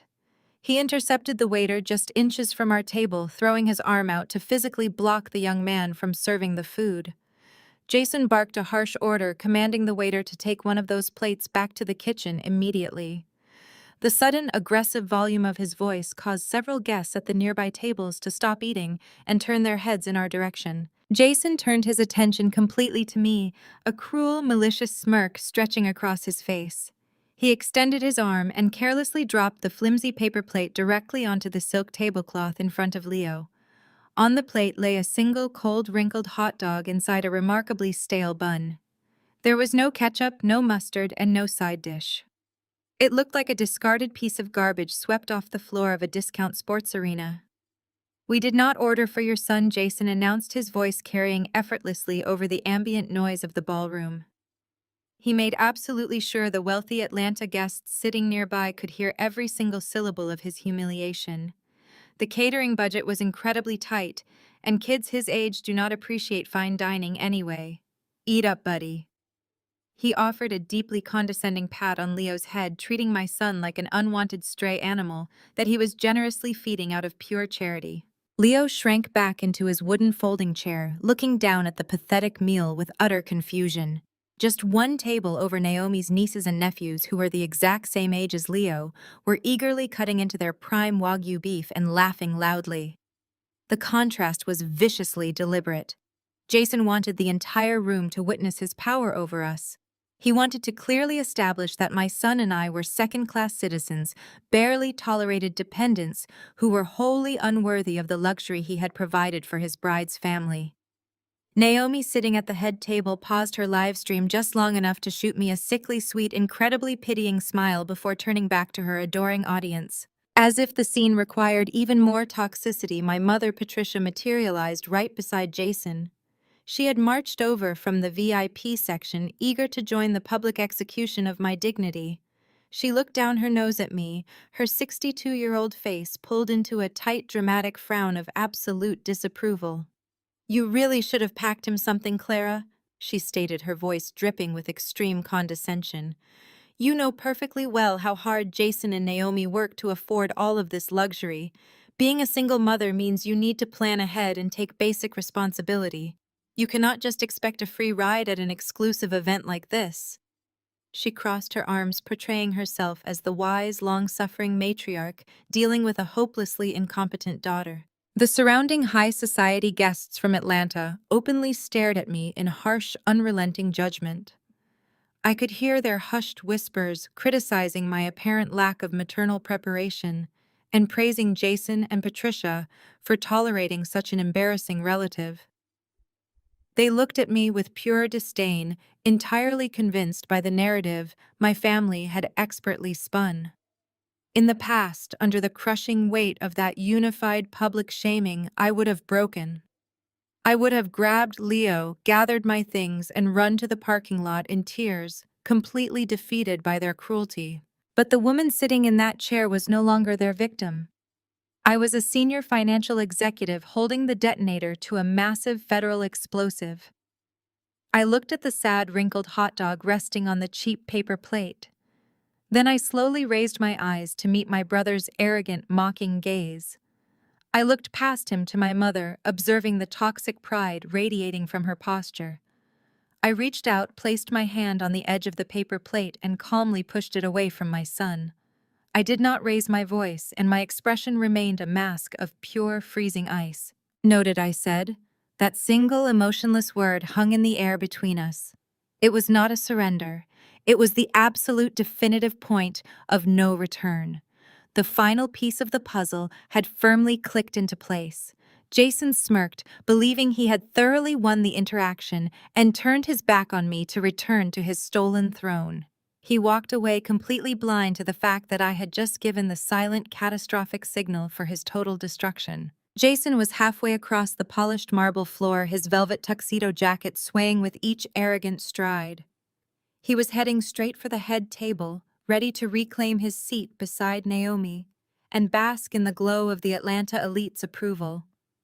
I did not watch my brother. I shifted my gaze toward the heavy, swinging doors of the catering kitchen. David, the general manager of the Magnolia estate, stood perfectly still in the shadows of the service corridor. Our eyes met across the vast expanse of the ballroom. I offered a single sharp nod. The execution phase had officially commenced. David stepped out of the shadows. He was dressed in a flawless charcoal gray three-piece suit, projecting an aura of absolute authority that instantly distinguished him from the standard waitstaff. In his white-gloved hands, he carried a heavy, polished silver platter. He moved with the precision of a heat-seeking missile, his posture impossibly straight, his footsteps echoing faintly beneath the lively melodies of the string quartet. To reach my isolated table in the back corner, David had to navigate the entire length of the grand ballroom. He walked directly past the VIP sections. He walked right past the imported floral arches and the massive six-tier wedding cake. Most importantly, he walked right past the head table where Naomi was still holding her smartphone high, live streaming her luxurious evening to her eager online audience. Normally, the general manager of an ultra-luxury venue would prioritize the bride and groom. He would check on their comfort, ensure their glasses were full, and cater to their every whim. Instead, David completely ignored Jason and Naomi. He did not even glance in their direction. Several wealthy guests from Atlanta noticed this bizarre breach of high society etiquette. They paused with their crystal champagne flutes halfway to their lips, their brows furrowing in confusion as they watched the highest-ranking staff member deliberately bypass the people who supposedly paid for the entire spectacular event. Jason, noticing the sudden shift in the guests' attention, stopped walking. He turned around, expecting David to approach him with compliments or VIP service. A smug, expectant smile formed on his lips. He even puffed out his chest, ready to play the generous host receiving praise from the venue management. But David did not stop.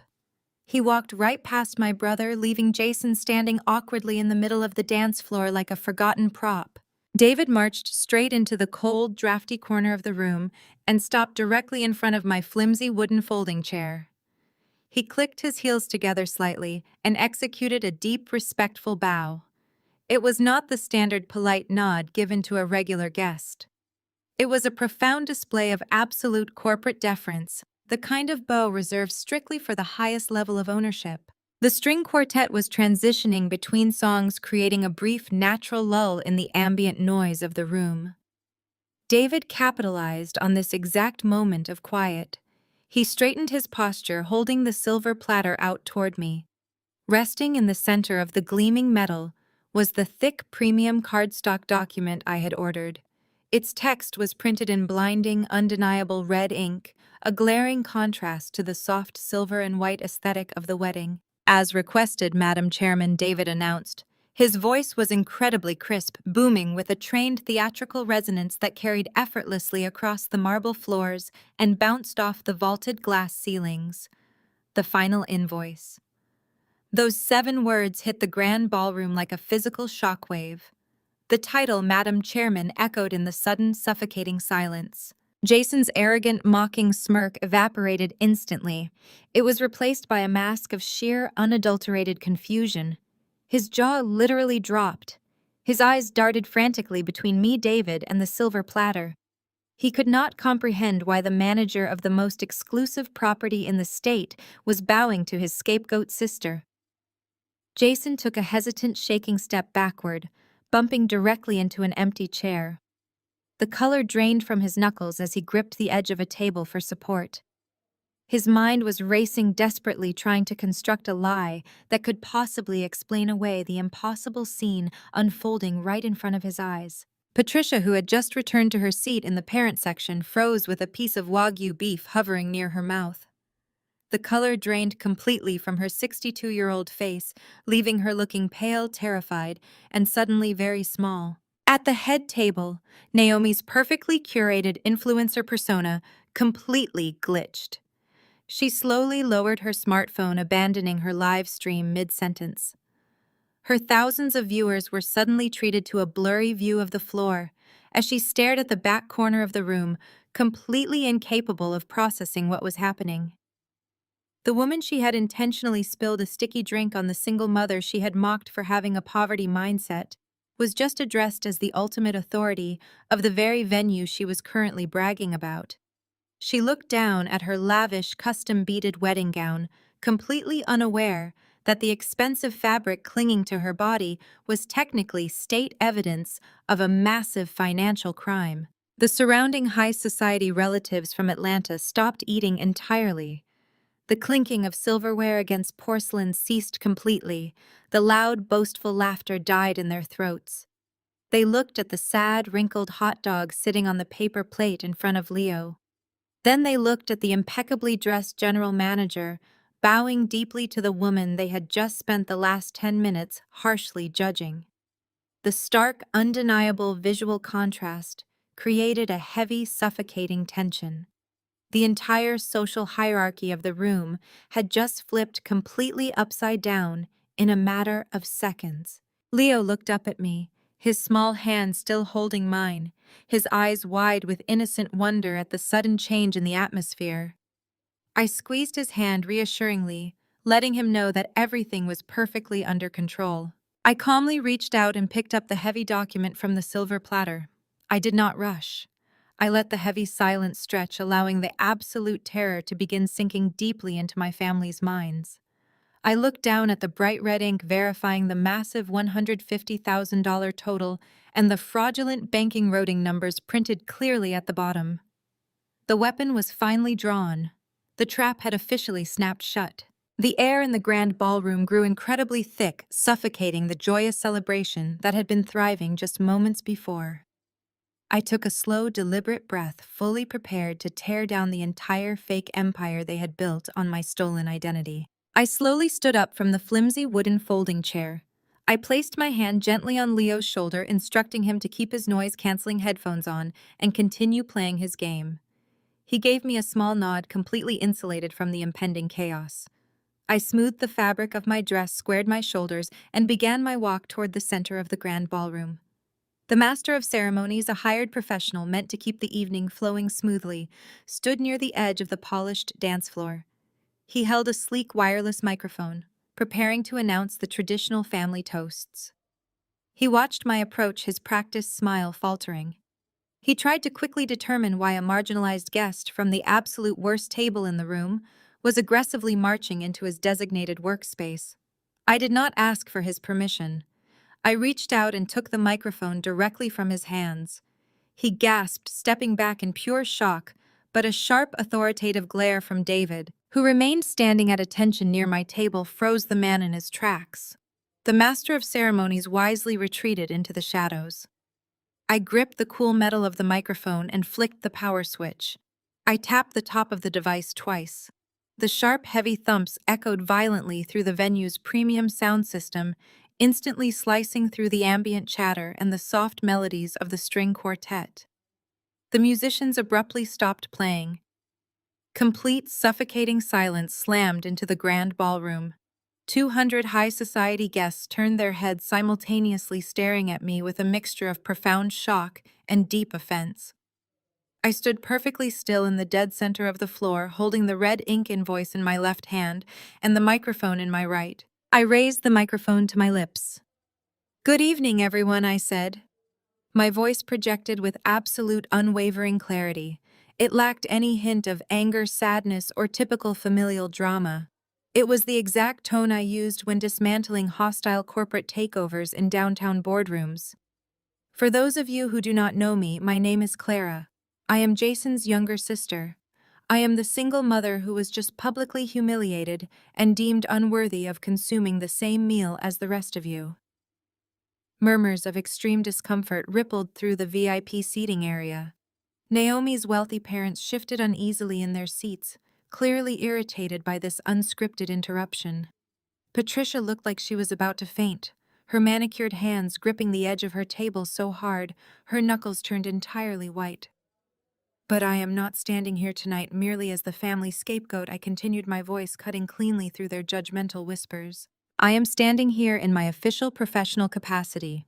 I am a senior partner at the Hospitality Investment Group that successfully closed a major corporate acquisition less than 48 hours ago. Our newest subsidiary happens to be Vanguard Hospitality, the parent company of the Magnolia Estate." The murmurs instantly ceased. The air in the ballroom grew incredibly thin.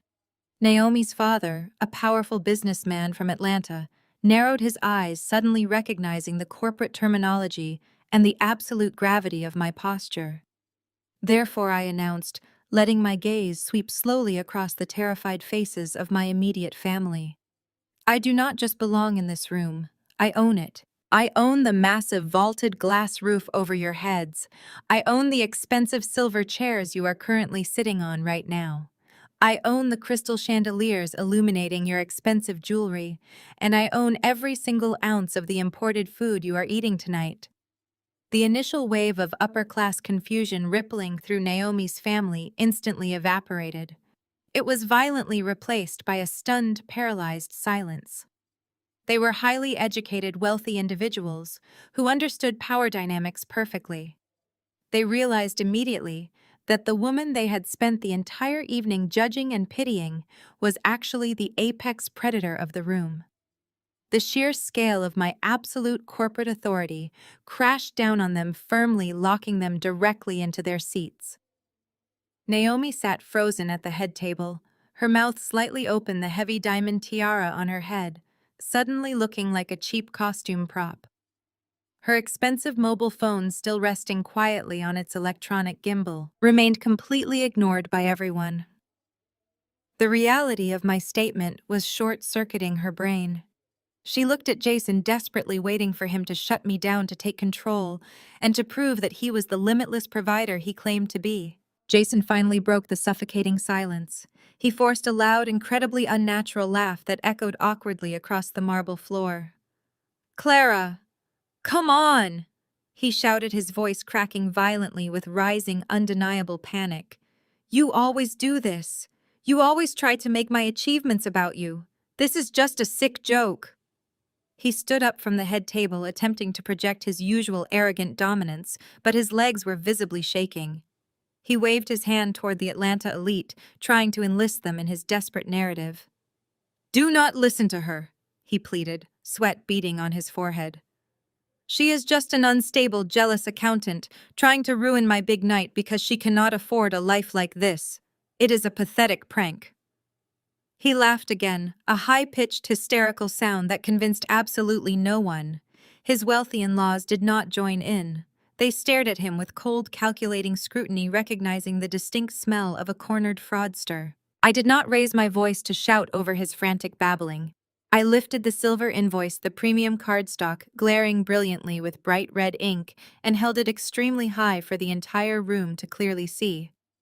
"This is not a joke, Jason," I said, my voice echoing throughout the room with swift, lethal finality. "I am not here to ruin your big night or damage your reputation. I am here to collect my stolen money today."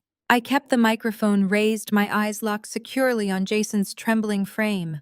Without breaking eye contact, I raised my left hand and gave a sharp, precise gesture toward the elevated audiovisual booth situated at the very back of the grand ballroom. The venue technicians, fully briefed by David earlier this afternoon and operating under my direct corporate authority, executed the command instantly.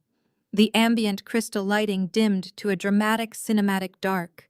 The heavy mechanical whir of motorized screens descending from the vaulted ceiling echoed clearly across the suddenly silent room. These were the massive high-definition projectors originally intended to display a romantic, heavily edited slideshow of Jason and Naomi's fabricated love story. Instead, the brilliant white light of the projectors pierced the darkness, illuminating the walls with staggering, undeniable clarity. A collective gasp rose from the Atlanta elite as the first slide populated on the giant screens. It was not a flattering picture of the happy couple. It was a high-resolution, unredacted scan of a federal banking document. The screens displayed the official personal loan origination file, blown up to 20 feet tall, for every single guest to read. I paced slowly across the polished marble floor, my voice projecting through the state-of-the-art speakers with absolute chilling authority. "Let us direct our attention to the screens," I announced, gesturing to the undeniable digital evidence looming over their heads. "What you are looking at is a formally approved high-yield personal loan application. The principal amount requested and disbursed is exactly $150,000. The primary borrower listed on the first page is my brother Jason." I paused for a brief second, allowing the enormous dollar amount to fully sink into the minds of Naomi's wealthy relatives. I clicked a small presentation remote, hidden securely in my palm, advancing the system to the next slide. The screen shifted to display a heavily magnified section of the guarantor signature page, complete with verified digital IP logs and rigid timestamp data. As many of you in the financial and business sectors know, I continued a man with Jason's completely ruined credit history, could never secure a six-figure loan without a pristine, highly qualified guarantor to back him up. I advanced the slide, once again revealing the exact social security number and banking details used to secure the fraudulent funds, with only my personal digits partially redacted for basic security purposes. 3 weeks ago, while I was sound asleep in my apartment, my mother Patricia accessed a digital lending portal, utilizing the registered Wi-Fi network at her house in Connecticut. She bypassed the standard security protocols and actively inputted my social security number into the guarantor section. She deliberately forged my electronic signature and submitted fraudulent employment verification documents utilizing my stolen pay stubs. She illegally bound me to a massive, life-altering debt simply to bypass the bank's strict underwriting algorithms. Patricia committed aggravated familial identity theft to ensure her son could maintain his pathetic, hollow illusion of generational wealth. A low, horrified murmur swept rapidly through the front rows. Naomi's father adjusted his expensive silk tie, his distinguished face turning a deep, angry shade of crimson as he finally realized his new son-in-law was completely bankrupt and actively committing fraud. I clicked the remote one more time. The massive screen shifted away from the banking documents to display the itemized corporate invoice from Vanguard Hospitality, perfectly mirroring the thick red paper I currently held in my hand. Let us break down exactly how my stolen future was aggressively consumed tonight, I said, my voice echoing like a federal judge reading a final sentencing mandate. I pointed directly at Naomi, who remained completely frozen in her chair at the head table. That custom-beaded designer wedding dress clinging to you right now was purchased with $12,000 of my stolen credit. I swept my free arm toward the massive, fragrant displays surrounding the pristine dance floor. The imported white orchid floral arches that you all took elegant photographs in front of cost $15,000, paid for entirely by felony wire fraud. I looked down at the plates resting on the silver silk tablecloths. Even the $67 prime Wagyu steaks you are currently eating were funded by the exact same criminal enterprise. Every single ounce of luxury in this magnificent room was paid for by a severe federal crime committed against my name. I walked closer to the VIP section, staring directly into the terrified, panicked eyes of my mother and brother. They wanted you to believe they were elite titans of industry, I projected over the microphone, ensuring my voice reached the absolute back of the hall. They wanted to impress Atlanta high society so desperately that they consciously decided to rob their own flesh and blood. They sat at my dining table, aggressively demanded I give them my hard-earned savings, and when I flatly refused, they stole my identity behind my back. They willingly risked my ability to provide for my 7-year-old son. They consciously risked my professional corporate licenses and my long-term financial freedom, all to buy vintage champagne for people who actively despise me. I lowered the microphone slightly, letting the raw, heavy truth of the situation crush the remaining breathable air out of the grand ballroom. You are not attending the prestigious social event of the season, I declared, sealing their absolute, inescapable ruin. You are currently sitting in the exact middle of an active federal crime scene, and the lavish kingdom you are celebrating was built entirely on a felony committed against a single mother. The profound shock rippling through the wealthy guests was absolute and devastating. They stared at the screens, thoroughly outraged by the undeniable proof displaying above them. Patricia tried to stand up, her knees trembling so violently that she collapsed right back into her chair, covering her face in complete shame. Jason remained entirely speechless, his fabricated fake empire dissolving instantly under the crushing weight of the projected banking records. The silence in the grand ballroom shattered into a wave of profound, suffocating horror. Naomi's wealthy relatives from Atlanta, individuals who built their entire identities on pristine reputations and unblemished social standing, stared at the massive projection screens in absolute disbelief. These were prominent figures in their community, corporate executives, politicians, and influential socialites who guarded their public image with ruthless precision. To be directly associated with a cheap, desperate felony was the ultimate social poison. Disgust rippled visibly through the VIP section. The admiration they held for Jason just moments ago completely morphed into visceral contempt. They realized they had been duped by a family of common thieves playing dress-up. The whispering started immediately, a low, buzzing hive of harsh judgment that echoed off the crystal chandeliers overhead. They looked at the imported floral centerpieces and the untouched Wagyu beef, not with awe, but with intense revulsion. They realized every bite they took, every glass of vintage champagne they sipped, implicated them in a massive financial crime against a single mother. Naomi's mother stood up from her seat at the head table. She was an intimidating, deeply respected woman in the Atlanta social scene, accustomed to commanding deference wherever she went. The heavy diamond collar around her neck glittered sharply under the venue lights as she turned her piercing, furious gaze directly onto Patricia. She did not yell, but her voice carried a lethal, icy authority that cut through the murmurs of the crowd with absolute precision. She demanded a full explanation immediately. She asked Patricia to look her in the eye and justify how she dared to drag their highly respected family name into a filthy, desperate scam. She demanded to know why they had humiliated her daughter by dressing her in stolen goods and throwing a reception funded by felony identity theft.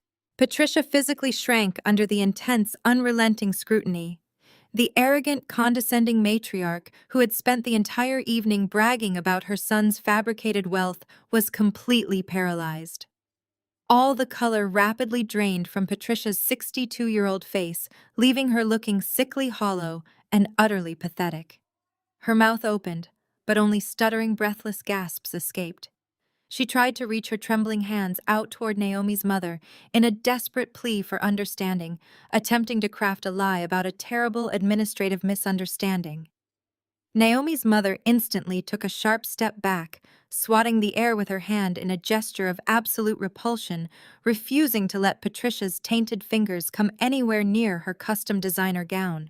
At the center of the head table, Naomi was undergoing a complete psychological collapse. She gripped the edge of the silver silk tablecloth, her perfectly manicured nails digging into the expensive fabric as she began hyperventilating. Her chest heaved with short, panicked gasps.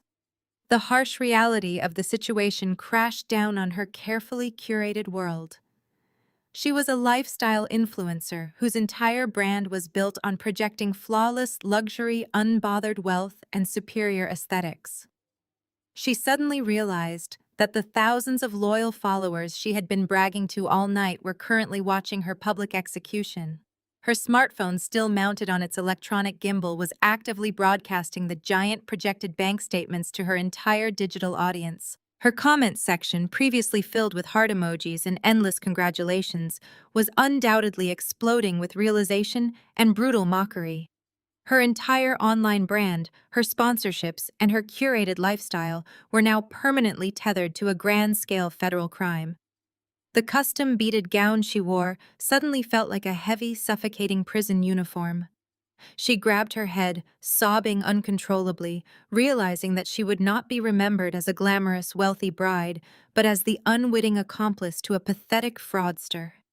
Her lungs struggled for air as the devastating weight of her ruined reputation pressed down on her shoulders. Jason watched his wealthy in-laws recoil in disgust and heard his bride sobbing in pure panic.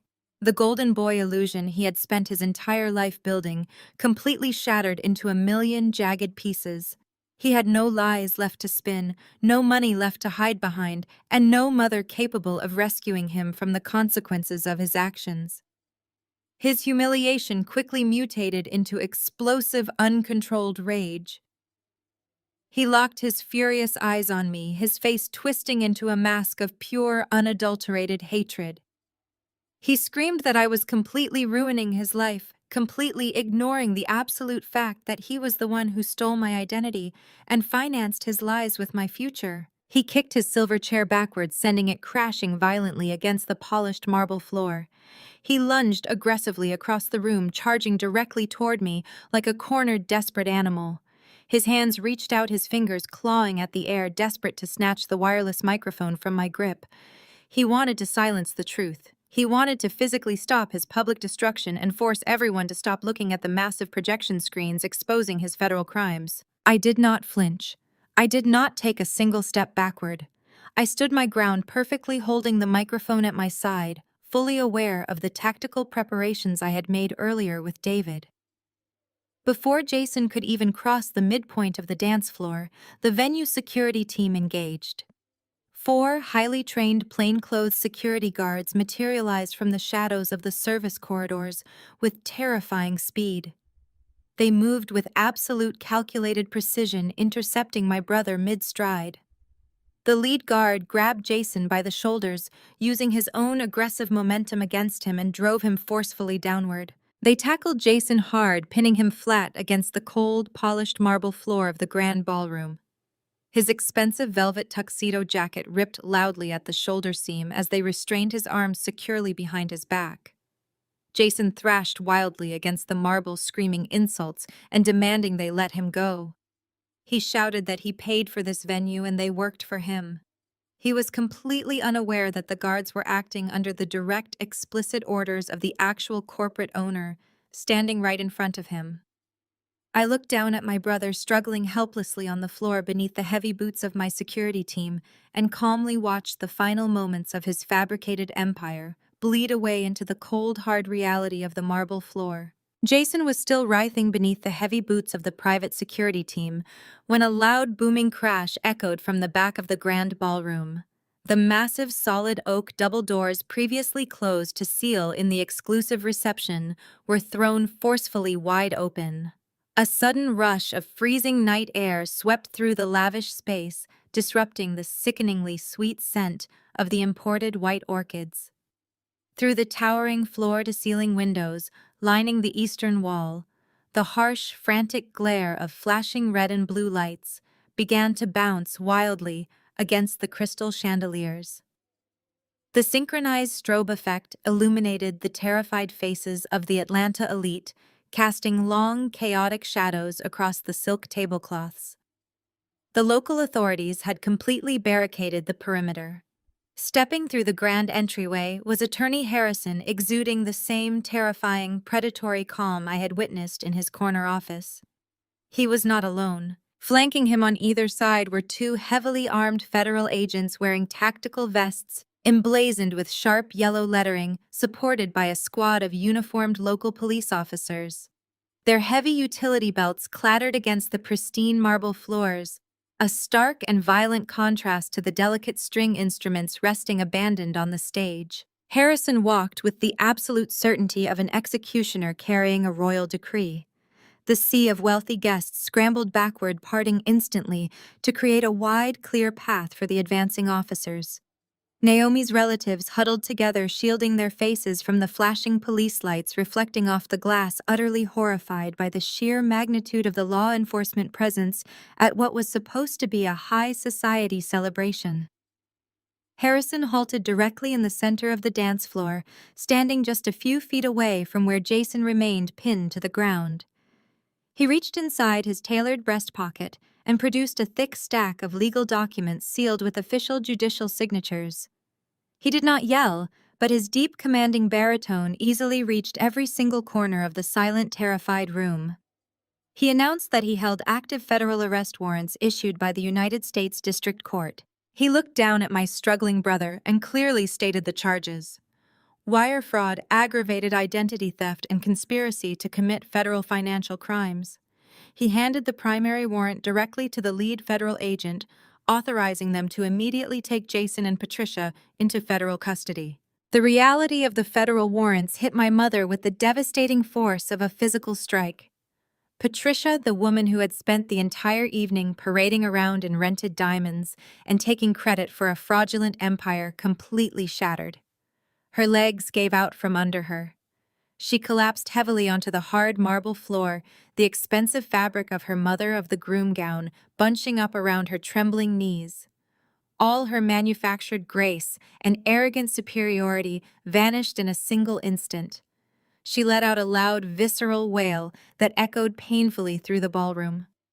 It was not the elegant, restrained crying she usually employed to garner sympathy from her country club friends. It was the raw, ugly sound of a cornered criminal realizing her life was entirely over. Patricia crawled forward on her hands and knees, reaching her shaking arms out toward me. She begged me to stop the officers, sobbing that she was my mother and that I could not possibly send my own flesh and blood to a federal penitentiary. She screamed that she would pay me back every single cent, completely ignoring the fact that she had absolutely no assets to her name. I stood perfectly still, looking down at the woman who had happily sacrificed my future for her own vanity, and I felt absolutely nothing. As the federal agents stepped forward with handcuffs drawn, my father Richard realized his entire world was burning to ash.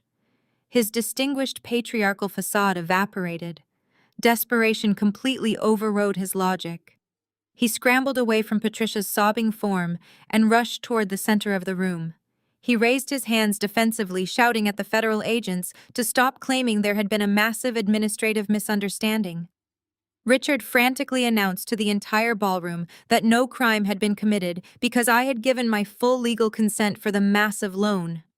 He pointed a shaking finger directly at me, his voice cracking with panic. He loudly declared that I had signed a retroactive guarantor ratification form just before the ceremony, legally absorbing the debt and absolving the family of all liability.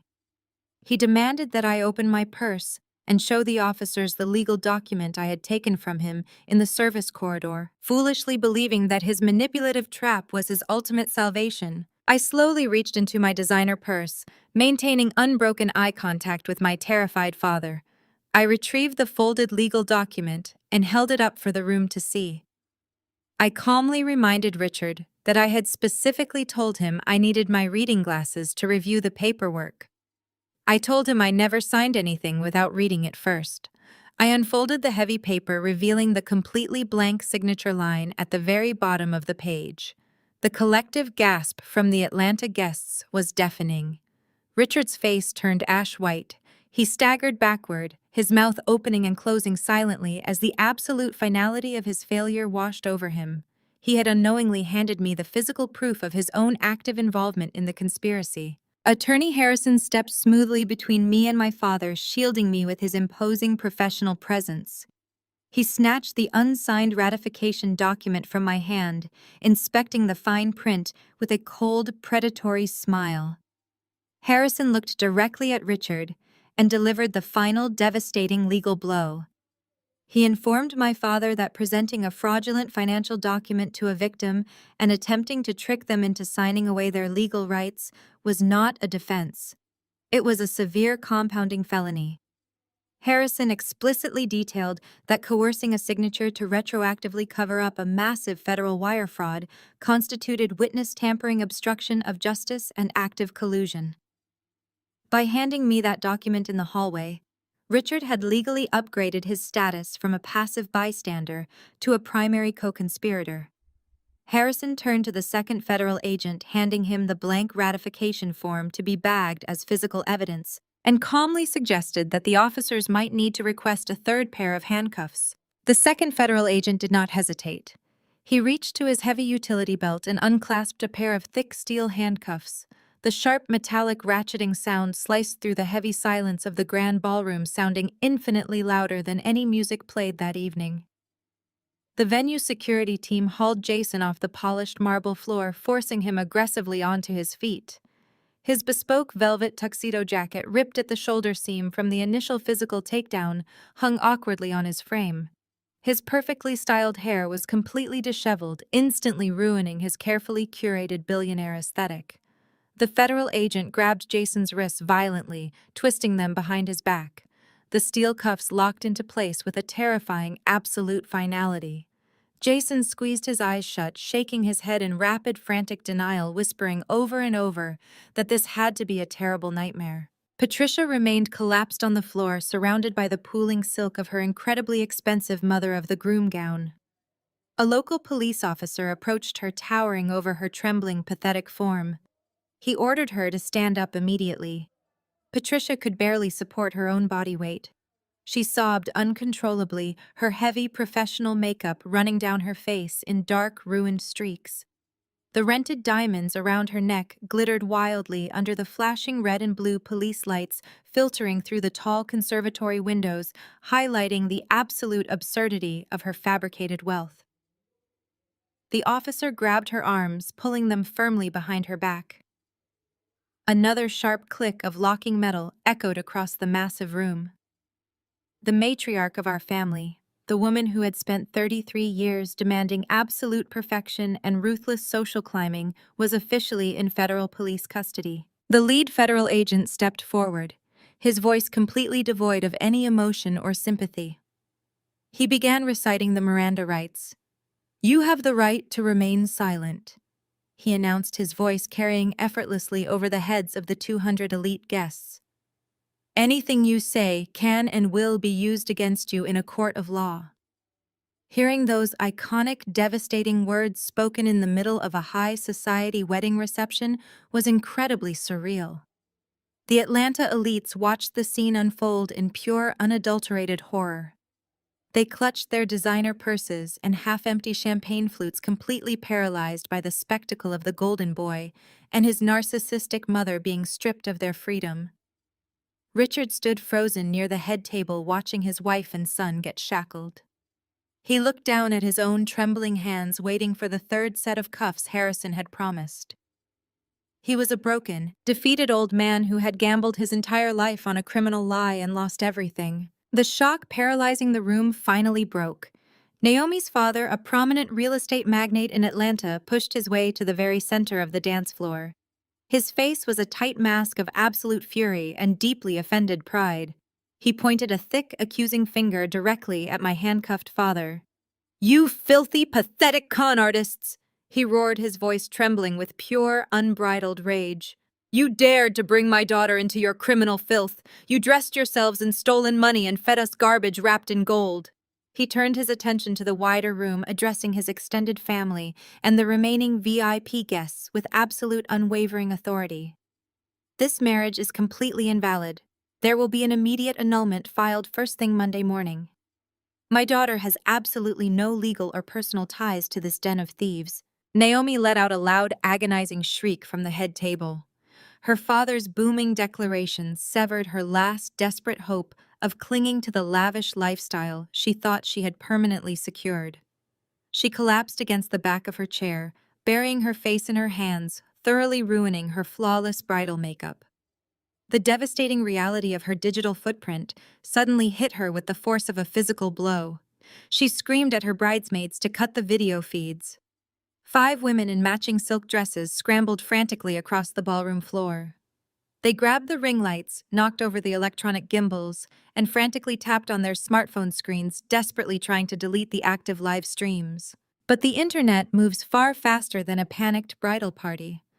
The damage to her micro-influencer reputation was already permanent and entirely irreversible. Thousands of her loyal followers had watched the federal agents march into the venue. They had seen the giant projected bank statements detailing the fraud. They had heard my voice clearly announcing that her custom-beaded wedding dress was purchased with a stolen Social Security number. Screen recordings were already circulating rapidly across multiple social media platforms. Her high-paying sponsors would inevitably drop her by morning. Her personal brand, built entirely on projecting an image of effortless luxury and elite status, was permanently branded with felony wire fraud. She was socially and financially ruined. Through all the screaming, the frantic scrambling, and the wailing pleas of my family, I remained sitting in my wooden folding chair in the drafty back corner. I maintained a state of ice-cold detachment. I did not smile, and I did not gloat over my victory. I simply watched the inevitable consequences of their actions unfold, with clinical, detached precision. Patricia turned her tear-streaked face toward me as the officers began marching her toward the main double doors. "Clara, please?" she begged, her voice hoarse and incredibly desperate. "I am your mother. You have to stop this. Tell them it was a misunderstanding. Please do not let them take me away to a prison cell." Jason thrashed against the iron grip of the federal agents, twisting his head wildly to look at me. "Fix this!" he screamed, spittle flying from his lips as he struggled. "You have the money. You own the venue. Just pay the loan and drop the charges. You owe me this. You owe the family." I ignored their desperate, pathetic pleas completely. They were dead to me, mere ghosts of a past I had finally excised from my life. I reached out and gently placed my hands over Leo's eyes, shielding my innocent son from the ugly, violent reality of his relatives being dragged out of the grand ballroom in heavy steel chains. I kept his noise-canceling headphones securely in place, ensuring he heard absolutely nothing of their toxic screaming and desperate begging. He leaned comfortably against my chest, completely safe and entirely protected from the chaos unfolding around us.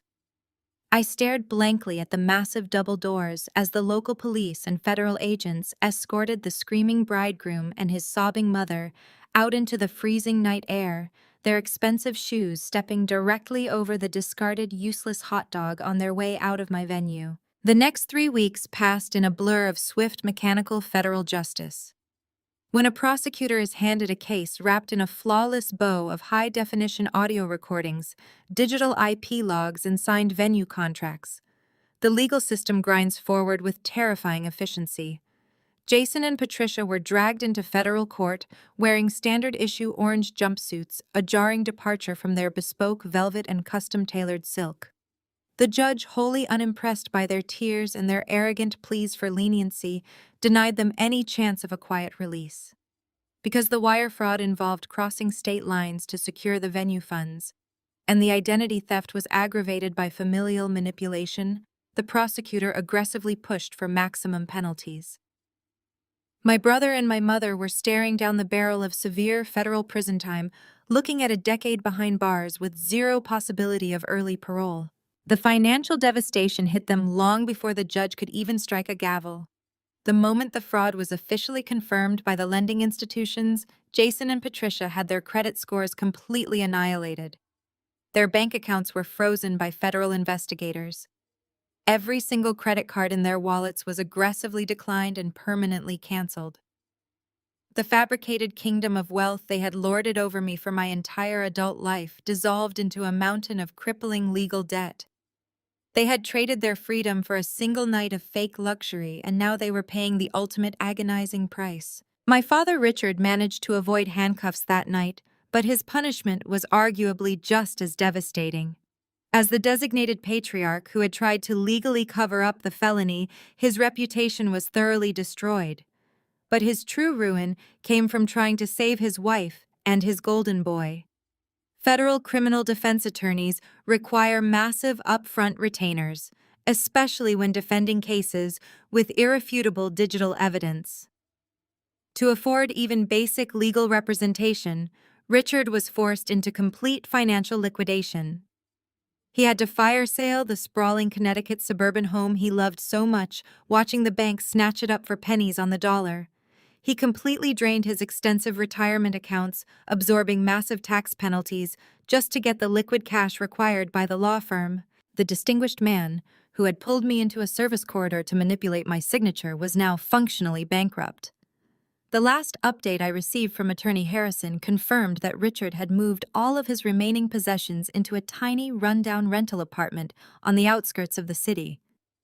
He had traded his manicured lawns and country club memberships for a cramped, drafty living space with peeling paint and a leaking roof. He was left with absolutely nothing but the crushing reality of his own enabling behavior. Naomi experienced a different but equally catastrophic kind of destruction. Her furious parents returned to Atlanta that very night, dragging their humiliated daughter behind them. They engaged their own ruthless legal team and filed for an immediate annulment.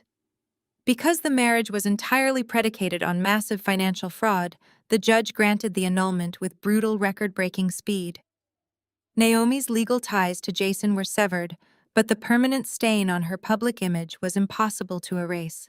Her entire micro-influencer brand went up in flames practically overnight. The internet is a ruthless place for those who fake their lifestyle, and her comment sections became an unrelenting war zone of mockery. Followers meticulously dissected every single post she had ever made about Jason's limitless wealth, turning her boastful videos into viral jokes. Her lucrative corporate sponsors dropped her immediately, refusing to associate their products with an unindicted co-conspirator to federal wire fraud. She was permanently exiled from her elite social circles in Atlanta. The high society friends who had eagerly drank the stolen vintage champagne now refused to return her calls, treating her like absolute poison.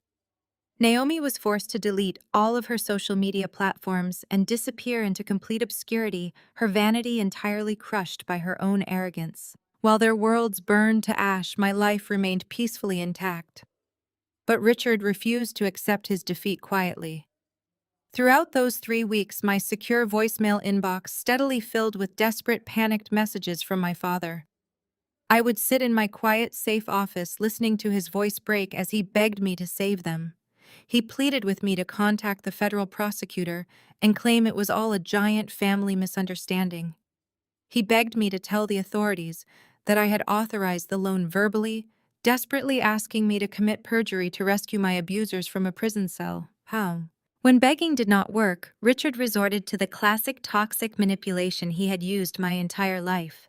He left breathless voicemails invoking the sacred bond of family. He cried into the phone reminding me that we were blood, that family is supposed to protect each other no matter what. He tried to guilt-trip me by describing Patricia's declining health in the county holding facility and Jason's overwhelming despair. He repeatedly stated that a daughter should never turn her back on the people who raised her, attempting to twist my survival into an act of cold-blooded betrayal. I sat at my desk and listened to every single message with ice-cold detachment. I did not feel a shred of pity or a single ounce of guilt. I simply took notes, forwarding every voicemail to Attorney Harrison to add to the mounting pile of evidence against Richard for witness tampering and harassment. His desperate pleas for family loyalty were nothing but hollow words from a man who had watched me struggle for years and done absolutely nothing to help. The concept of blood meant absolutely zero to the people who had gladly stolen my identity to fund a party. I let his voicemails play out into the silent room, his frantic begging serving as the ultimate soundtrack to their spectacular downfall. I deleted the audio files from my personal device right after forwarding them. The sound of his desperation was no longer my burden to carry. Their ruin was a cage they had built entirely by themselves. I unlocked my phone screen and navigated directly to my contact list. I found the digital card labeled with my father's name. I did not leave a final dramatic parting voicemail. I did not send a lengthy text message explaining exactly why he had failed so spectacularly as a parent. I simply pressed the block contact button. A small confirmation prompt appeared on the screen asking if I was absolutely certain I wanted to prevent this person from reaching me. I confirmed the selection without a single microsecond of hesitation. I went a step further and configured my network settings to automatically reject all unknown numbers. The absolute, impenetrable boundary of no contact was officially finalized. The digital silence that followed was the most beautiful sound I had ever experienced in my entire life. My phone was no longer a weapon they could use to inflict guilt or demand salvation. It was just a quiet piece of glass and metal. I set it down on my desk, stood up, and prepared to enjoy the evening with the only person in the world who truly mattered. The scene shifted dramatically from the cold, sterile environment of my corporate office to the warm golden glow of a private dining room inside a heavily guarded Michelin star restaurant in downtown Boston. The establishment was famous for its exclusivity and its uncompromising dedication to culinary perfection. There were no imported floral arches masking the scent of deceit, and there were no fake aristocrats parading around in rented diamonds. The atmosphere was incredibly intimate, grounded in genuine quiet luxury. I sat across the table from my 7-year-old son Leo. He was wearing a sharp dark blue blazer, looking every bit the handsome young gentleman I was raising him to be. A distinguished waiter dressed in a pristine white uniform approached our private table. He did not carry a cheap paper plate, and he certainly did not look down at us with arrogant disdain. He offered a warm, highly respectful smile as he carefully placed a heated porcelain plate directly in front of Leo. Resting perfectly in the center of the dish was a beautifully seared bone-in ribeye steak resting on a bed of roasted garlic puree and glazed spring vegetables. It was the absolute finest, most expensive cut of meat the renowned restaurant offered. I had personally requested the executive chef to prepare it exactly to Leo's liking. My son picked up his fork and knife, his eyes widening with pure, unadulterated joy as he took his first bite. He chewed happily, swinging his legs slightly under the heavy linen tablecloth, completely insulated from the federal criminal proceedings currently dismantling his grandmother and his uncle. He looked up at me with a bright, genuine smile, declaring it was the best dinner he had ever eaten. I smiled back, reaching across the table to gently wipe a small drop of sauce from his chin. I promised him that from now on, he would only ever be served the absolute best. He would never again be pushed into a dark corner, and he would never again be made to feel like an unwanted burden. I leaned back in my plush velvet chair and turned my gaze toward the expansive window overlooking the glittering city skyline. The towering skyscrapers sparkled against the dark night sky, standing as massive monuments to ambition, structure, and endurance. I took a slow sip of my sparkling water, letting the profound absolute peace of the moment wash over me. It was the kind of deep cellular tranquility that only arrives after you finally excise a massive malignant tumor from your body. Cutting it out involved a brief, intensely painful surgical process. It required precision coldness and the willingness to shed a part of yourself that had been growing inside you for decades. But once the toxic mass was completely removed and the incisions were firmly stitched closed, the relief was entirely life-saving. For 33 years, I had allowed society to dictate the definition of family. I had bought into the dangerous manipulative lie that sharing identical DNA somehow mandated a lifetime of unconditional forgiveness. I believed that biological relation was a sacred contract, requiring me to absorb endless abuse, financial exploitation, and public humiliation just to keep the peace.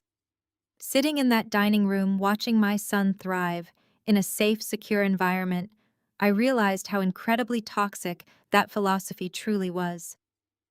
Family is not determined by a genetic lottery or a shared last name. Family is defined by mutual respect, unwavering protection, and actions that demonstrate genuine care. Blood simply makes you related. Loyalty, honesty, and safety are the actual metrics of family. Patricia, Richard, and Jason possessed my blood, but they behaved like ruthless parasites. They gladly sacrificed my financial security to fund an illusion, showing zero hesitation when pushing me and my son into the dirt to elevate themselves. Letting them face the brutal, uncompromising wrath of the federal justice system was not an act of vicious revenge.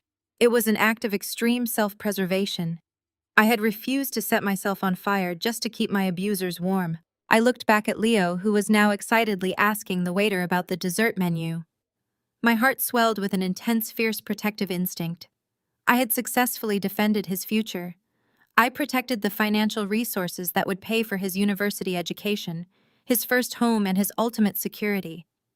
The empire I built was completely safe, locked behind an iron wall of boundaries that no narcissistic relative could ever breach again. They often say that burning bridges leaves you stranded on an island. They warn you against destroying the pathways back to where you came from. But as I sat there enjoying the exquisite taste of absolute freedom, I realized the conventional wisdom was entirely wrong. Sometimes setting fire to a highly toxic, rotting bridge is the single best decision you can ever make. The massive, roaring flames do not leave you stranded in the dark. The fire actually illuminates the path ahead, providing the light you desperately need to walk away from the ashes and build a magnificent kingdom entirely on your own terms. Has there ever been a moment in your life where you had to stand up against your own blood relatives to protect the people who truly matter? Have you ever had to burn a toxic bridge to light your way forward? Please share your story in the comments section below. I read every single one of them. Do not forget to hit the like button, subscribe to the channel, and turn on notifications for more stories about claiming your power and walking away from the shadows. Thank you for watching, and remember, your peace is worth protecting at absolutely any cost. The story powerfully illustrates the devastating impact of toxic family dynamics and the profound courage required to break free from them. For too long, society has perpetuated the dangerous myth that blood ties demand limitless forgiveness and endless sacrifice.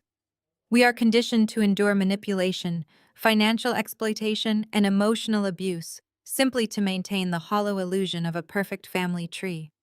However, as the narrative vividly demonstrates, true family would never force you to set yourself on fire just to keep them warm.